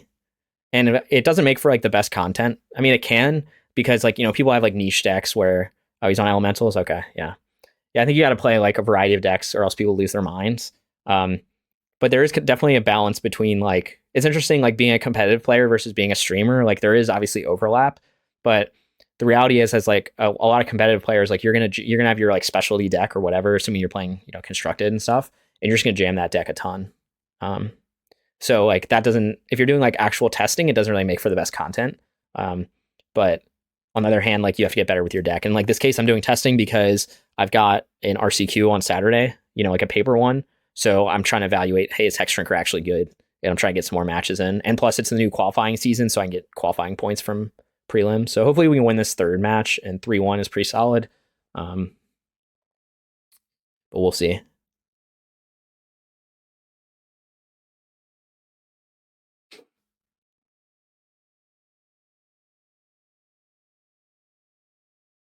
Okay, we're on the draw.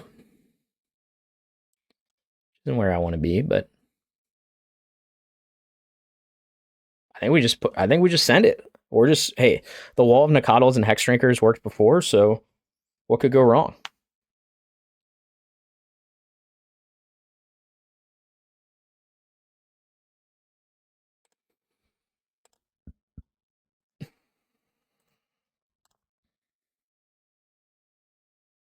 I'm gonna just lead with Nacatl. Very mysterious. Misty Rainforest pass. I'm gonna play 1/1 Nacatl. I guess he could get Brennan 6, but he'll kill my Hexdrinker too. So I think I'd rather just have the guaranteed 3/3 on turn 2 than have Hexdrinker try to pump, at least in the early game. Yeah, we're just gonna jam Nacatl. It's a little clunky. Like, we don't have blue mana right now for Stubby D, because next turn I'll have to get red-white. So maybe that's a reason to play Hexdrinker, because I could get red-blue next turn, but then I can't play Binding. So I think I'm just gonna play Nacatl.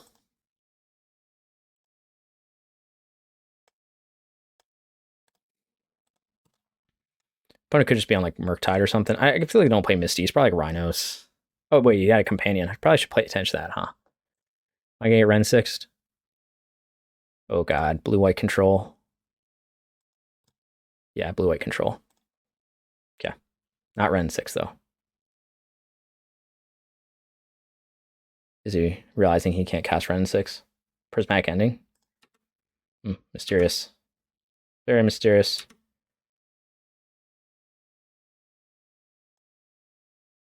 Very mysterious. Oh, maybe it's March. He's about to pay March. Play March. Yeah.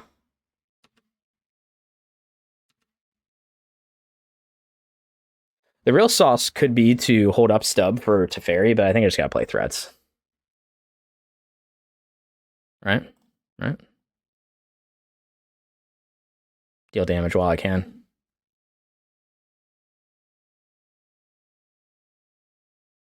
I go red, white. I could try them here. Red, white, black.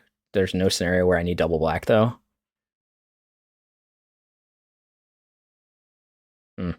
Maybe it's smarter to get red, blue. Oh, I can't get red, blue. Never mind. All right, we'll just do this. Oh, I could have Ice Fang. The chance to get, nah, he doesn't have Ice Fang. He doesn't have Snow. Right, there's no reason. Nah, I'm just gonna play second threat. I'm feeling a Teferi coming, so that's why I really thought about that one for a while, but I think it's better to push damage through. Like, yeah, he can bounce one of these, but it's whatever. Counterspell? Counter in a Nacatl? Go for it.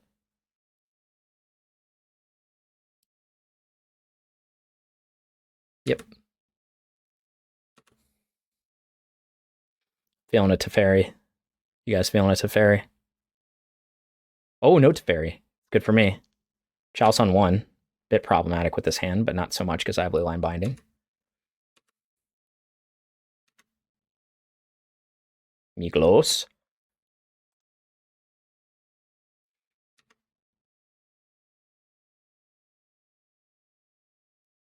Could try to play around Spell Pierce. But I think he could also have a counter spell, so. Spell Pierce here would be bad. Like, do I need to bind this right now? I guess he could have his own binding, which is kind of annoying. But it's probably a higher chance he has Spell Pierce than main deck. Or another counter spell than main deck. I don't know. I actually don't hate just binding this in his upkeep. And then, if you want to use an Archmage Charm or something to counter that, I don't care. Because I have a second binding.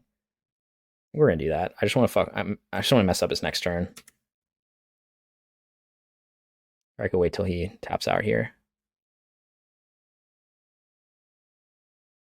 Wait. And you'll do this turn. We're good. See if he tries to crack this.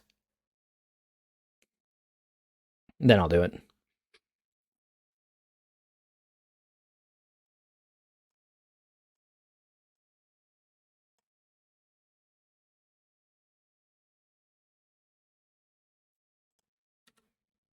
Would have liked a third land there.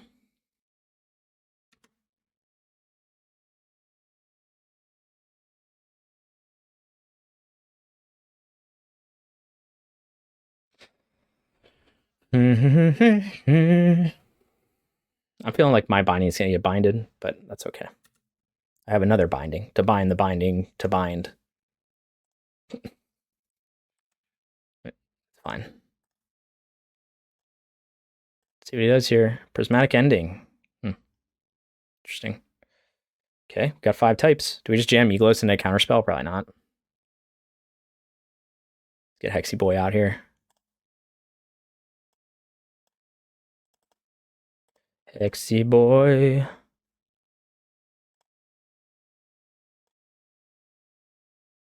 Maybe Migloz was the better idea. He could not have counterspell here. I used 1. Now I can hold up Binding and WD though, in case he tries to like bind this Chalice or something.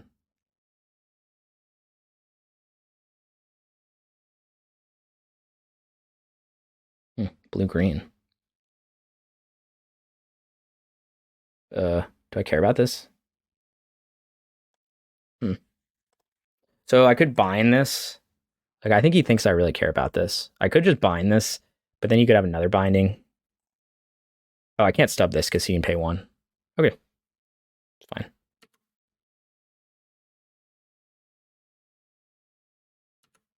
Thing is, like, I don't really need to bind this right now. Right? Because, like, what? To turn on StubED that I can't even activate right now? I don't think I care. Although, next turn I could do something like Tribal Flames and have StubED up. No, I don't care. Okay, now I should have cared. Because I could have had Migloz and kept StubED up.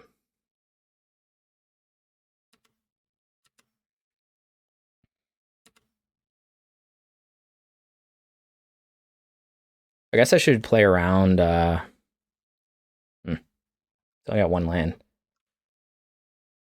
I don't care. I was like, I could play around Wrath. Or not Wrath, but, you know, the one that wipes the board. That'd be pretty bad, I guess, here. I think we're just gonna jam. Like, I could Tribal Flames here. I could do a bunch of things, but I'm just gonna jam while I can. I don't think he has a way to counter this.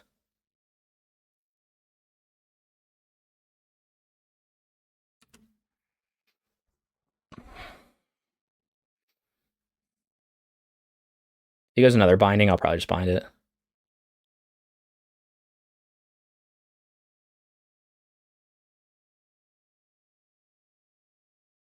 Oh, that's good for me. Was he have Solitude, probably?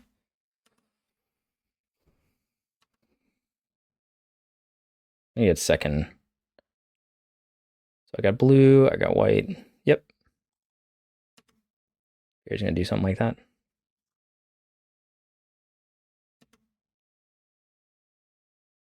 Okay.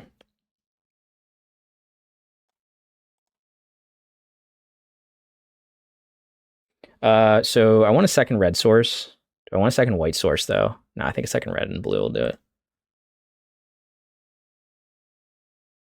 What do you think the chances are he has a second Solitude? Okay. Don't really care then. We're going to attack first. What do you think the chances are he has Force Negation? Probably low, huh?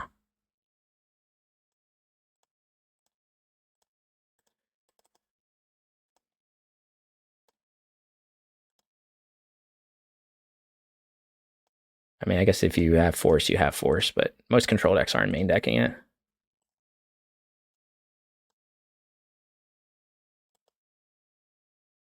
All right, we got there against control. Game 1. Yeah, my opponent's hand was just not very good, so that helped a lot. And I would say he stumbled on lands, turn 6, 3 lands, so that also helped a lot. So I don't think I had like the fastest start, but I did top deck well at the end with the second Tribal Flames. So against control, again, we'll spend 2 hours trying to find where on this list blue-white control is. Oh, wait, there it is. I don't have Teferi. This is, again, for a slightly different sideboard. I don't have Veil, so this one's easy. I guess we'll do Flusterstorm then, huh? Take out Misstep. Oh, Misstep's already out. Take out a Bolt and do a Flusterstorm. I think Hexdrinker. I don't know. Is Hexdrinker good in this matchup? He's got Solitude. Probably not. Bolt's definitely not good, though. Maybe we'll trim Hexdrinker.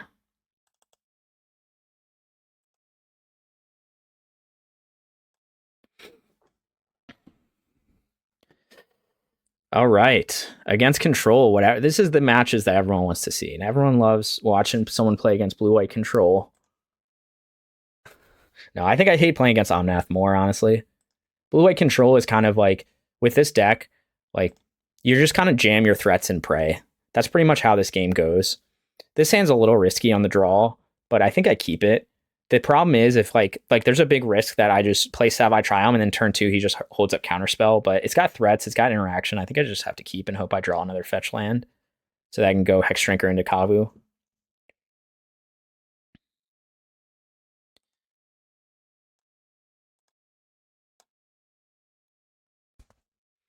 So we'll just all have to channel drawing another Hexdrinker.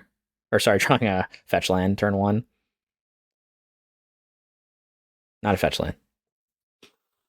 I could play Hexdrinker still. Green, blue. Next turn, hold up Fluster. Oh, that's so bad. He's just going to counter my threat. I don't know. I think I just do this. Right, because like if this was a stub, you could argue to do it because he could go turn 3 to Fairy, and I could stub that, and that's actually like very good. But with a Flusterstorm, I'm like less. I think I just gotta try him here. And play Kavu next turn. Have my Kavu counterspelled next turn. I think we just do that. We have a lot of threats, so hopefully we can just kind of like throw them at him. But what is he playing? Chalice on 1. Okay. Don't like. So here's the thing about Chalice on 1, right? Against us. Everyone thinks it's really good. And certainly it can be good. I mean, look at my hand, it's like half 1-drops. But the deck is also half 2-drops. Or more, like Binding, like Scion, things like, so like, I think people think it's like we're not like Murktide, where like a Chalice on 1 just hoses us. I have a lot of 2-drops. I have 3 2-drops, or 2 more 2-drops in my hand, plus a Binding, so I could bind the Chalice if I needed to. But like right now, I don't even need to. Of course, like Teferi would be annoying here, but it's probably. Oh, is he stumbling on lands again? Okay. No, he's not. He just. All right, so we just keep jamming here. Unfortunately, we can't do Flusterstorm. Can't really do much anything, huh? Right, because I don't have double green, so I can't. So I could go Brawler here, 5/3, and then hold up Flusterstorm. But like, what is he gonna play that I need a Fluster? Probably not much. Alternatively, I could hold up red for Bolt. Not that useful. Yeah, this is like so unfortunate. This land. I can't double spell anything. I can hold up Binding. So I think I just jam another Kavu and go with that, and then play. Now I can just loot more stuff, and now I'm holding up Binding. Not that I think I'm ever going to need it, but I guess you could bind my Kavu, and I could bind it to get it back. So that could be relevant.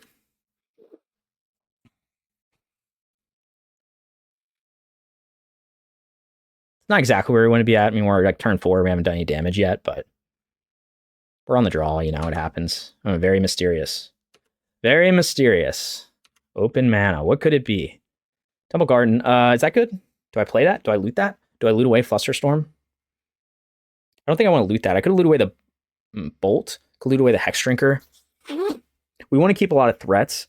Bolt does damage. I think Fluster is good for.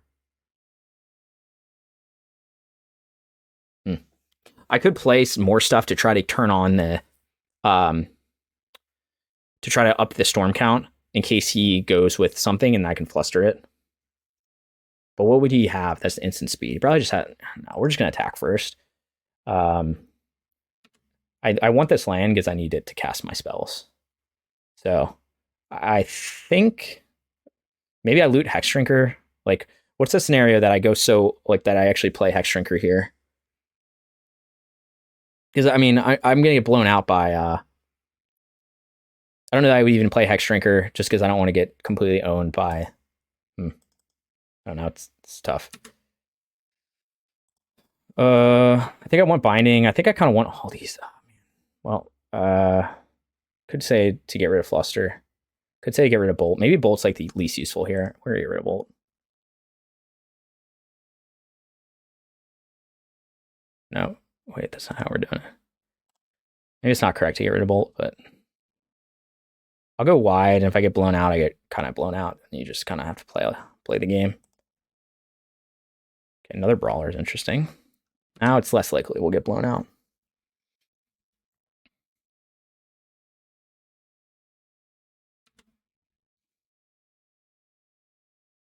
So we want to hold up Binding and Flusterstorm, I think. So we might just shock and play another Brawler.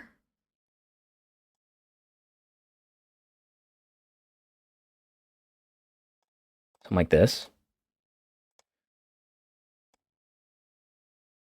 So he tries to counter this. So I think I'll hold the rest in hand because I just don't want to get totally blown out by... Like, he goes to Fairy. That'd be bad for me, but I can bind him. All right. I think we'll go with this. Trying to not get totally blown out here. Yeah, nah, dog. Nah, fam. Oh, wait, I'm an idiot. Oh, no. The counter doesn't get... Sorry, the copy doesn't get countered. We still good. Yeah, I should have looted away Hexdrinker. That was stupid. The copy doesn't get countered by Chalice. Yeah, I forgot about the Chalice in play. So maybe it was right to loot away Hexdrinker, but I couldn't use Bolt anyway. I think I'm fine with what I did. If my opponent just has nothing. Or they have that, too. Okay. So I want to bind the Chalice now, just so I can double spell. I should have done with that on the stack. Because he has Spell Pierce here.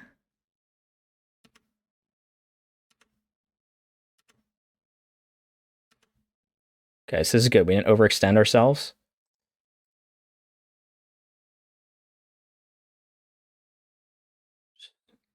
Brawler and then Hexdrinker.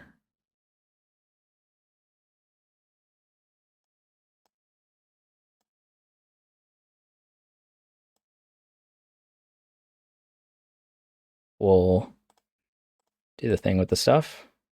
Level him up 1. Well, you guys are going to see a lot of Hexdrinker in action, so that's always exciting. Oh, man, what do you got? What do you got? Okay. Next turn, I can potentially pump him, but again, he's got Solitude, so I don't want to go crazy with it. Come on, dude. Are you serious? All right, well, I got to imagine he top decked that, and unless he legit just had 2 Supreme Verdicts in hand. Oh, monkey. All right, look, come on. He's got 1 card left in hand. I could just play monkey here, but now I'm going to dash him. There's an argument to play monkey, but I don't want to give him a chance to use Prismatic Ending on him.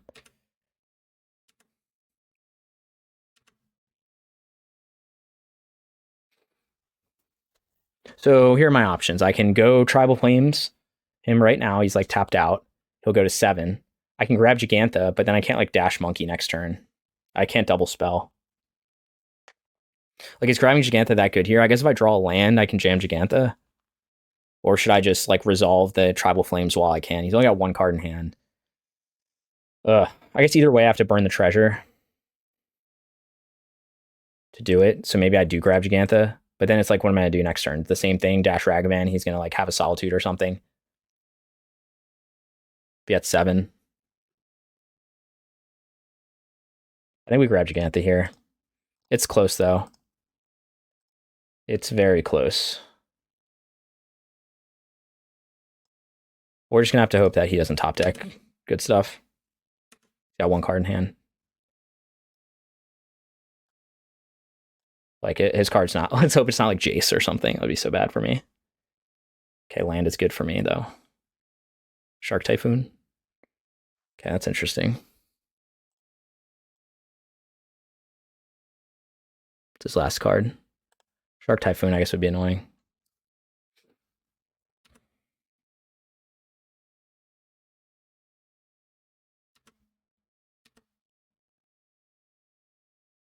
Looks like Shark Typhoon. Solitude. Here he has double white, though.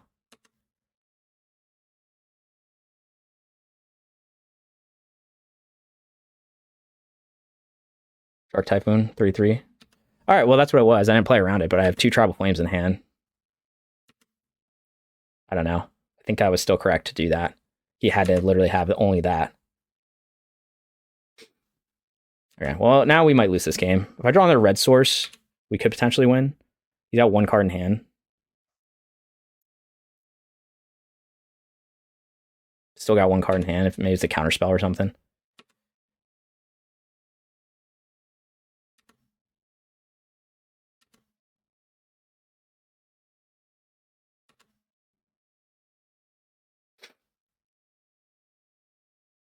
Do I try Tribal Flames first to bait out a counterspell so I can play Scion? Probably. Which is more important to resolve.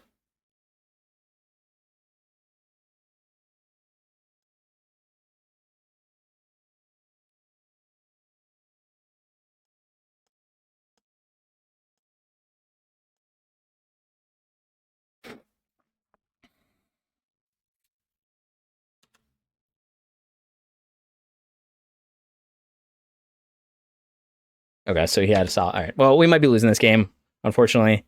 Trying to think of how I played it. If I could have played it differently. I guess, did I fetch that basic plains or did I have it? Because not having that second red source is kind of killing me. I don't think we're getting out of this. I mean, he had the double Supreme Verdict into Shark Typhoon. Well, Shark Typhoon's not good, but double Supreme Verdict is very good. Like literally, but back-to-back turns, Supreme Verdict is pretty handy. And I thought I got him by flustering his Deluge, but it just wasn't enough. He managed to top deck a little better than me. Now, like, we can't. I don't think we win this. Like, I can play Kavu, but I don't have double red, so like I play Kavu. He swings in for 4 plus for 7, so I can't win with that. I could kill the Solitude to get him to stop gaining life, and he swings in for 7. So I lose there. Killing the Kahira, still 7. So everything adds up to 7. Okay. We did not win, but now we're on the play. Yeah, so double Supreme Verdict. I wonder how many he plays, like in the sideboard. Probably 3. Right? I doubt he's playing 4. Seems excessive. Maybe he main decks him. I don't know. I really thought I had him. I think that's fine. If I had that Reprieve spell, would have gotten him really good. The white Remand, that's not Remand, because it gets around things that can't be countered. Then I would have owned him. That's okay. We're going into the last game. We'll be on the play. I think, yeah, I'm just running back the same list. It seemed pretty good. And hopefully we can get to 3-1 here. That's the dream. Well, the dream was a 4-0, but we didn't accomplish that dream. So the next dream is a 3-1.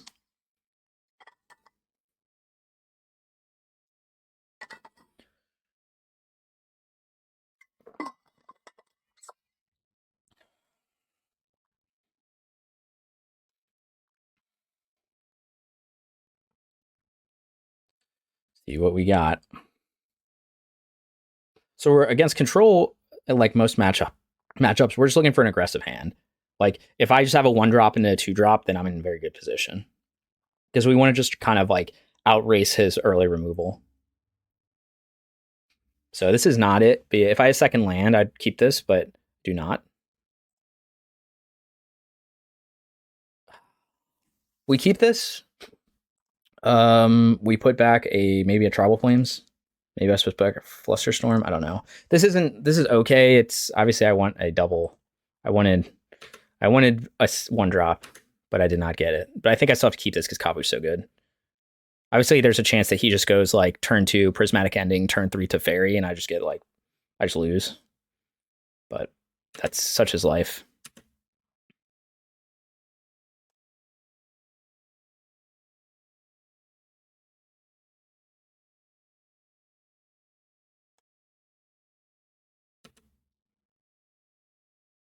Hexdrinker.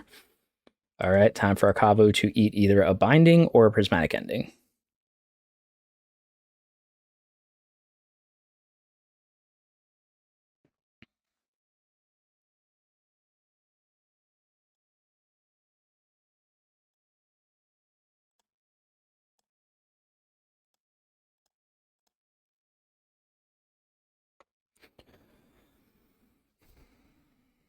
Spell Snare.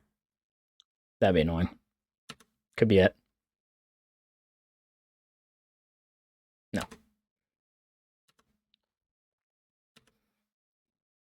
Think he'll just go Triome Binding, maybe?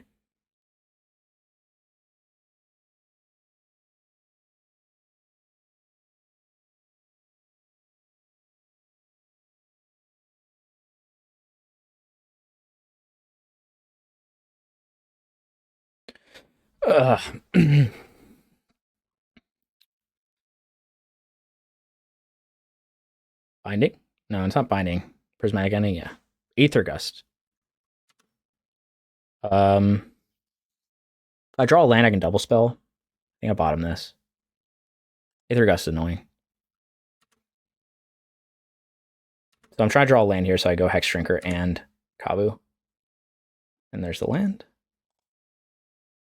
I probably want another green-blue. Or do I want... Let's think for a second.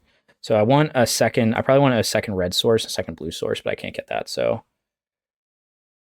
Maybe we just get green-blue?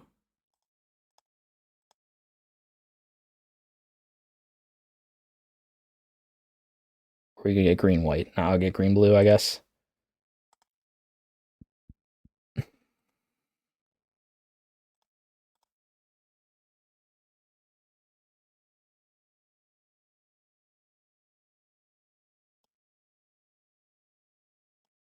So again, this is, again, like I said about the control matchup, you just run your threats out. Like, obviously, he's still one more turn away from wiping the board. So that's why I'm just kind of running everything out. And like, you just got to hope he's, doesn't have like the hand that lines up perfectly against you. Like if he might have Teferi, bounce Kavu, and then like have a 1-mana removal spell for Hexdrinker. Or you could have nothing. Do I want to just play Scion here? No, I don't want to play Scion because of the thing with the stuff. I also don't want to loot anything away because this hand is good.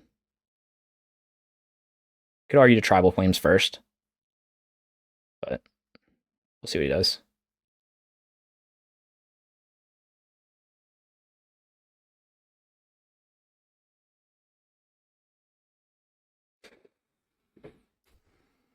Maybe he has a solid dude. He's got a lot of cards in hand, so he probably does. Second Aether Gust, I'll fluster it. And then probably Tribal Flames him. Hold on to the Scion in case he does Supreme Verdict.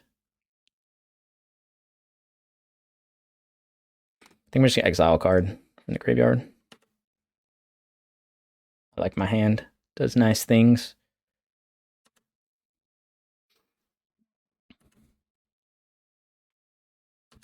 Oh, looks like he's doing some binding, maybe. Binding would be kind of annoying. Blood Moon? No.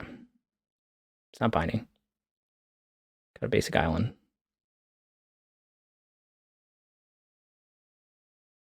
Okay. Not very scary. Trade with Hexdrinker. Okay, don't really care. Tells me he probably doesn't have a Supreme Verdict. So there could be an argument to play Scion here. Do I think he has Supreme Verdict? He's got a lot of cards in hand. Let's do this. This could be wrong. But I'm going to play around the Supreme Verdict blowout.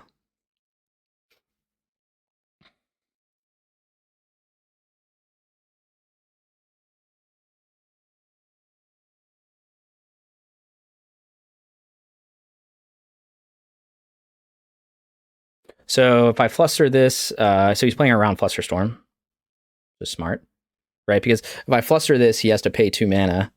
Now I could do that just to ensure he can pay the cost, but then that means he can't hold up Counterspell.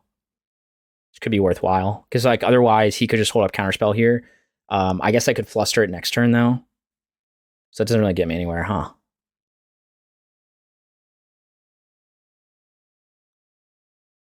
All right, I think we let that resolve. maybe I should just play the Scion because the fact that he cycled Shark Typhoon kind of indicated that he probably didn't have Supreme Verdict. Okay, we got Scions for days. Hashtag Scion for days. Now if he tries to counter this, then it's whatever.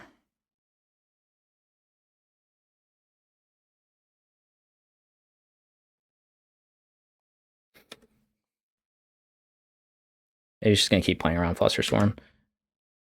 Or maybe he just has Solitude in hand. That's probably what he has. Seems like a Solitude.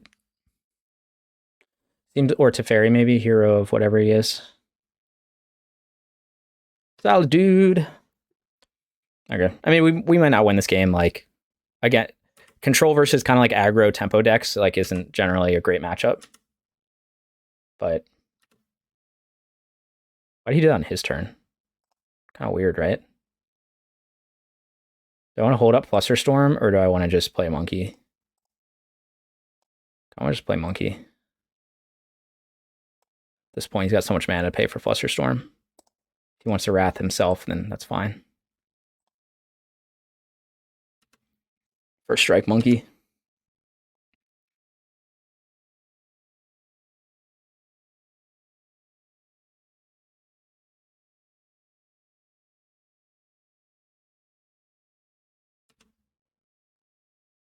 Looks like that might be what he's doing. I think he would swing first, though. Maybe he's going to try to turn. He's probably going to try to make the Solitude. Maybe he's going to grab the Companion and try to make a Solitude. Now it looks like a Binding. Okay.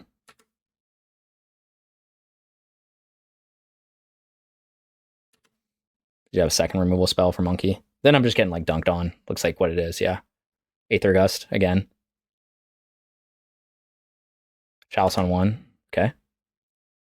Now Aether Gust again. I'm trading my Monkey here.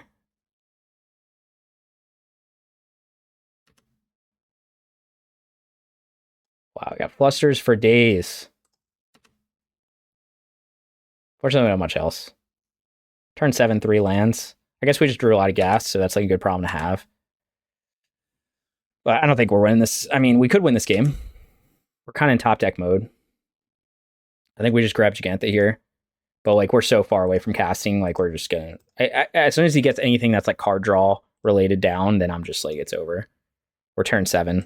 So this time, let's see, he had what? Prismatic Ending, Solitude, Shark Typhoon were his removal spells. So not that much. I guess I just didn't have enough pressure.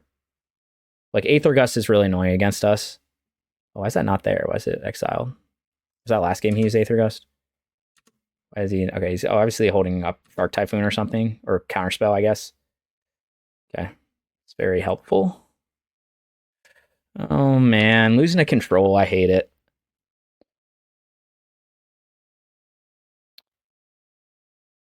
I think this is going to be one of those games where there's not really much else I could do. He clearly has Counterspell. That's why the only reason you do that.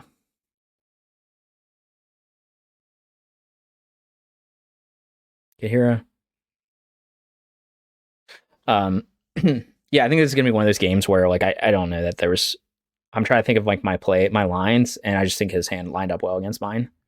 And it was like little things, like it's like not having the 1-drop. I think I keep the 2-hand Kavu, but the fact that like he saw his sideboard answers... you know, he saw Aether Gust. Like, Aether Gust, very good, obviously. And I saw Flusterstorm, but, like, I mean, like, I don't think I can resolve another spell this game. I mean, I guess I can, but I need, like, a 2-drop right here.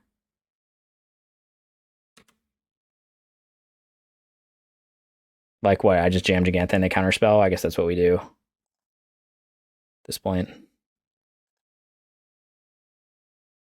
Or Solitude. You can have a lot of different things. Counterspell. I don't think it's right to like try to hold for another land.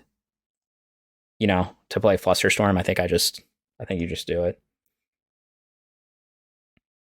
Oh wow, what a surprise. Again, I think I have to do that. I don't think it's right to just wait and not cast anything. He could still pay the tax even with Flusterstorm, so. Oh man, that's frustrating. I don't like losing like this, where it's like I couldn't have done anything different. Now it's just gonna dunk on me some more. Sure. Again, we're in the situation where I don't think I can resolve another spell this game. He's gonna draw a card, maybe? Tick to parry up, I don't know. Okay, probably Prismatic Ending in hand.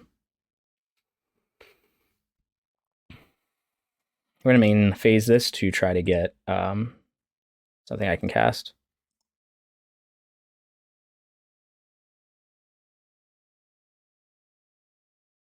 Can't cast that. All right, well, thanks for tuning in, guys. It's been real. Looks like we're not going to make the 3-1 in the prelim, which is very frustrating. But, yeah, so we lost a Neo form game 1, or round 1, which was just, turn 2 Neo form both games. And then we lost control. I'd have to look. Again, like maybe you can say I should have just not feared Supreme Verdict because of how he cycled the Shark Typhoon, that he's probably not going to Supreme Verdict. But then again, he probably had nothing else to do with his mana, so I think it was still correct how I played it, like playing around the Supreme Verdict blowout. Okay. What are the chances I can resolve this? Probably 0.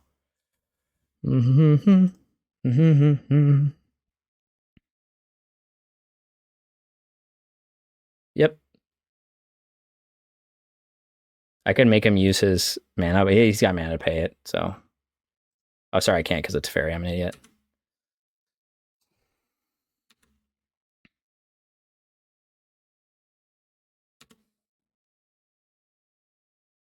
Yeah, I mean, we crushed him game 1.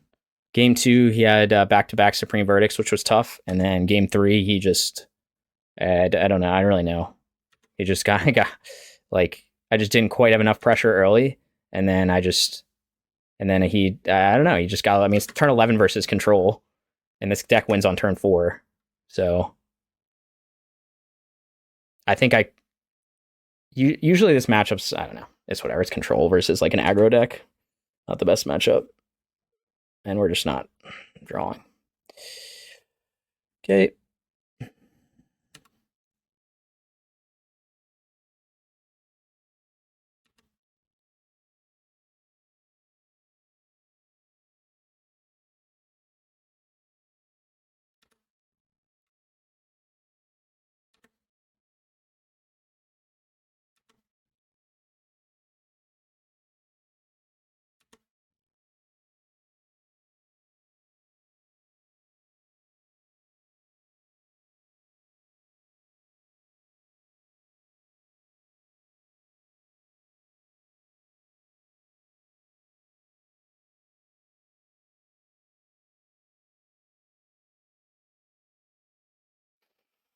Oh, man. I was just hoping to draw maybe like Tribal Flames, maybe a 2-drop, 3-drop, any sort of another creature. But now, again, he probably has another counterspell in hand.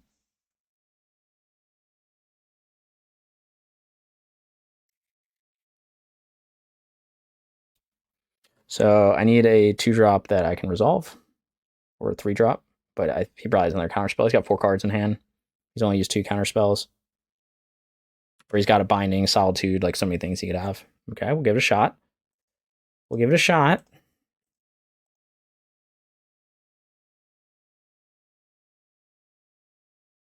Okay, it's not over. Still uses a removal spell, and then it's over.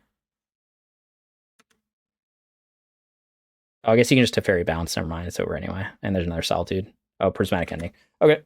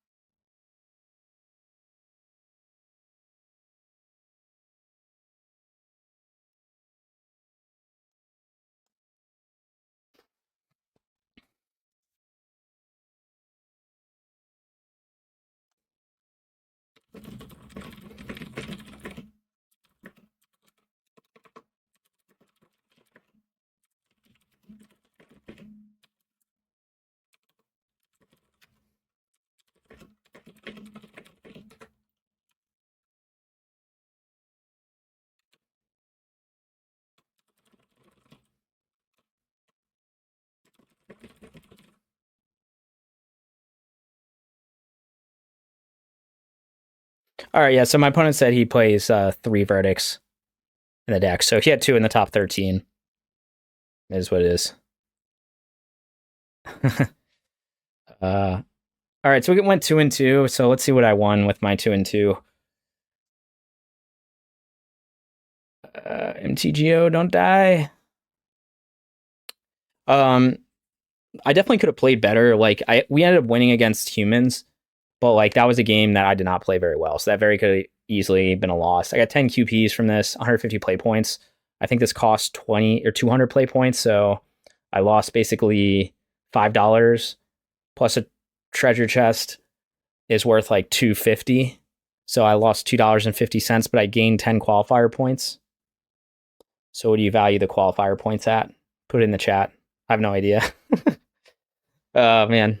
I have no idea if I came out in the positive here going 2-2 in a prelim. I don't think I did.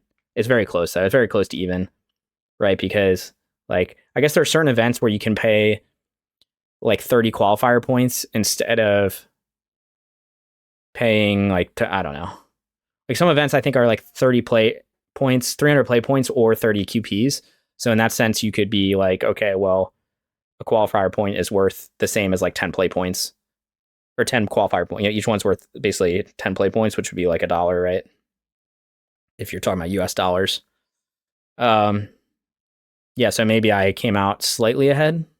But anyway. So what do I think of Hexdrinker? I actually it performed very well today. Like we saw it it was good against pretty much every deck, I feel like. Like, it was just nice to have... I feel like I didn't have to mulligan a lot because of not having threats, which is, again, what I talked about being good. Like, I had to mulligan the one-landers and stuff, but, like, I always had some action, and it definitely allowed me to curve out a little better. So I'm still liking Hexdrinker. I think I will play this for the...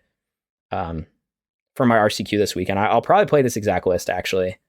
I'm less certain about Minor Misstep in the sideboard. It's kind of like, do I want Teferi for Cascade, which is always represented in paper... Or do I think I might just stick with this. Like, one of Teferi, Misstep's good against Cascade too. Like, Misstep's good against Hammer. There's always a lot of Hammer. There's always a lot. So yeah, I think I'm liking this list a lot. Thanks a lot, everyone, for tuning in. I've got a bunch of content on my YouTube, which you can check out. There's a post in the chat. The MTG bot posts about it. So you can check out my YouTube channel. I have the challenge I just played in on Sunday. And with Hexdrinker, same list and stuff like that. And I've got a lot of other, like a million Domain Zoo videos. So I'll probably stream again, I think, on Sunday. I'm trying to do maybe like twice a week to start out. So anyway, thanks for watching, guys. Hopefully you enjoyed it. And I'll see you guys next time.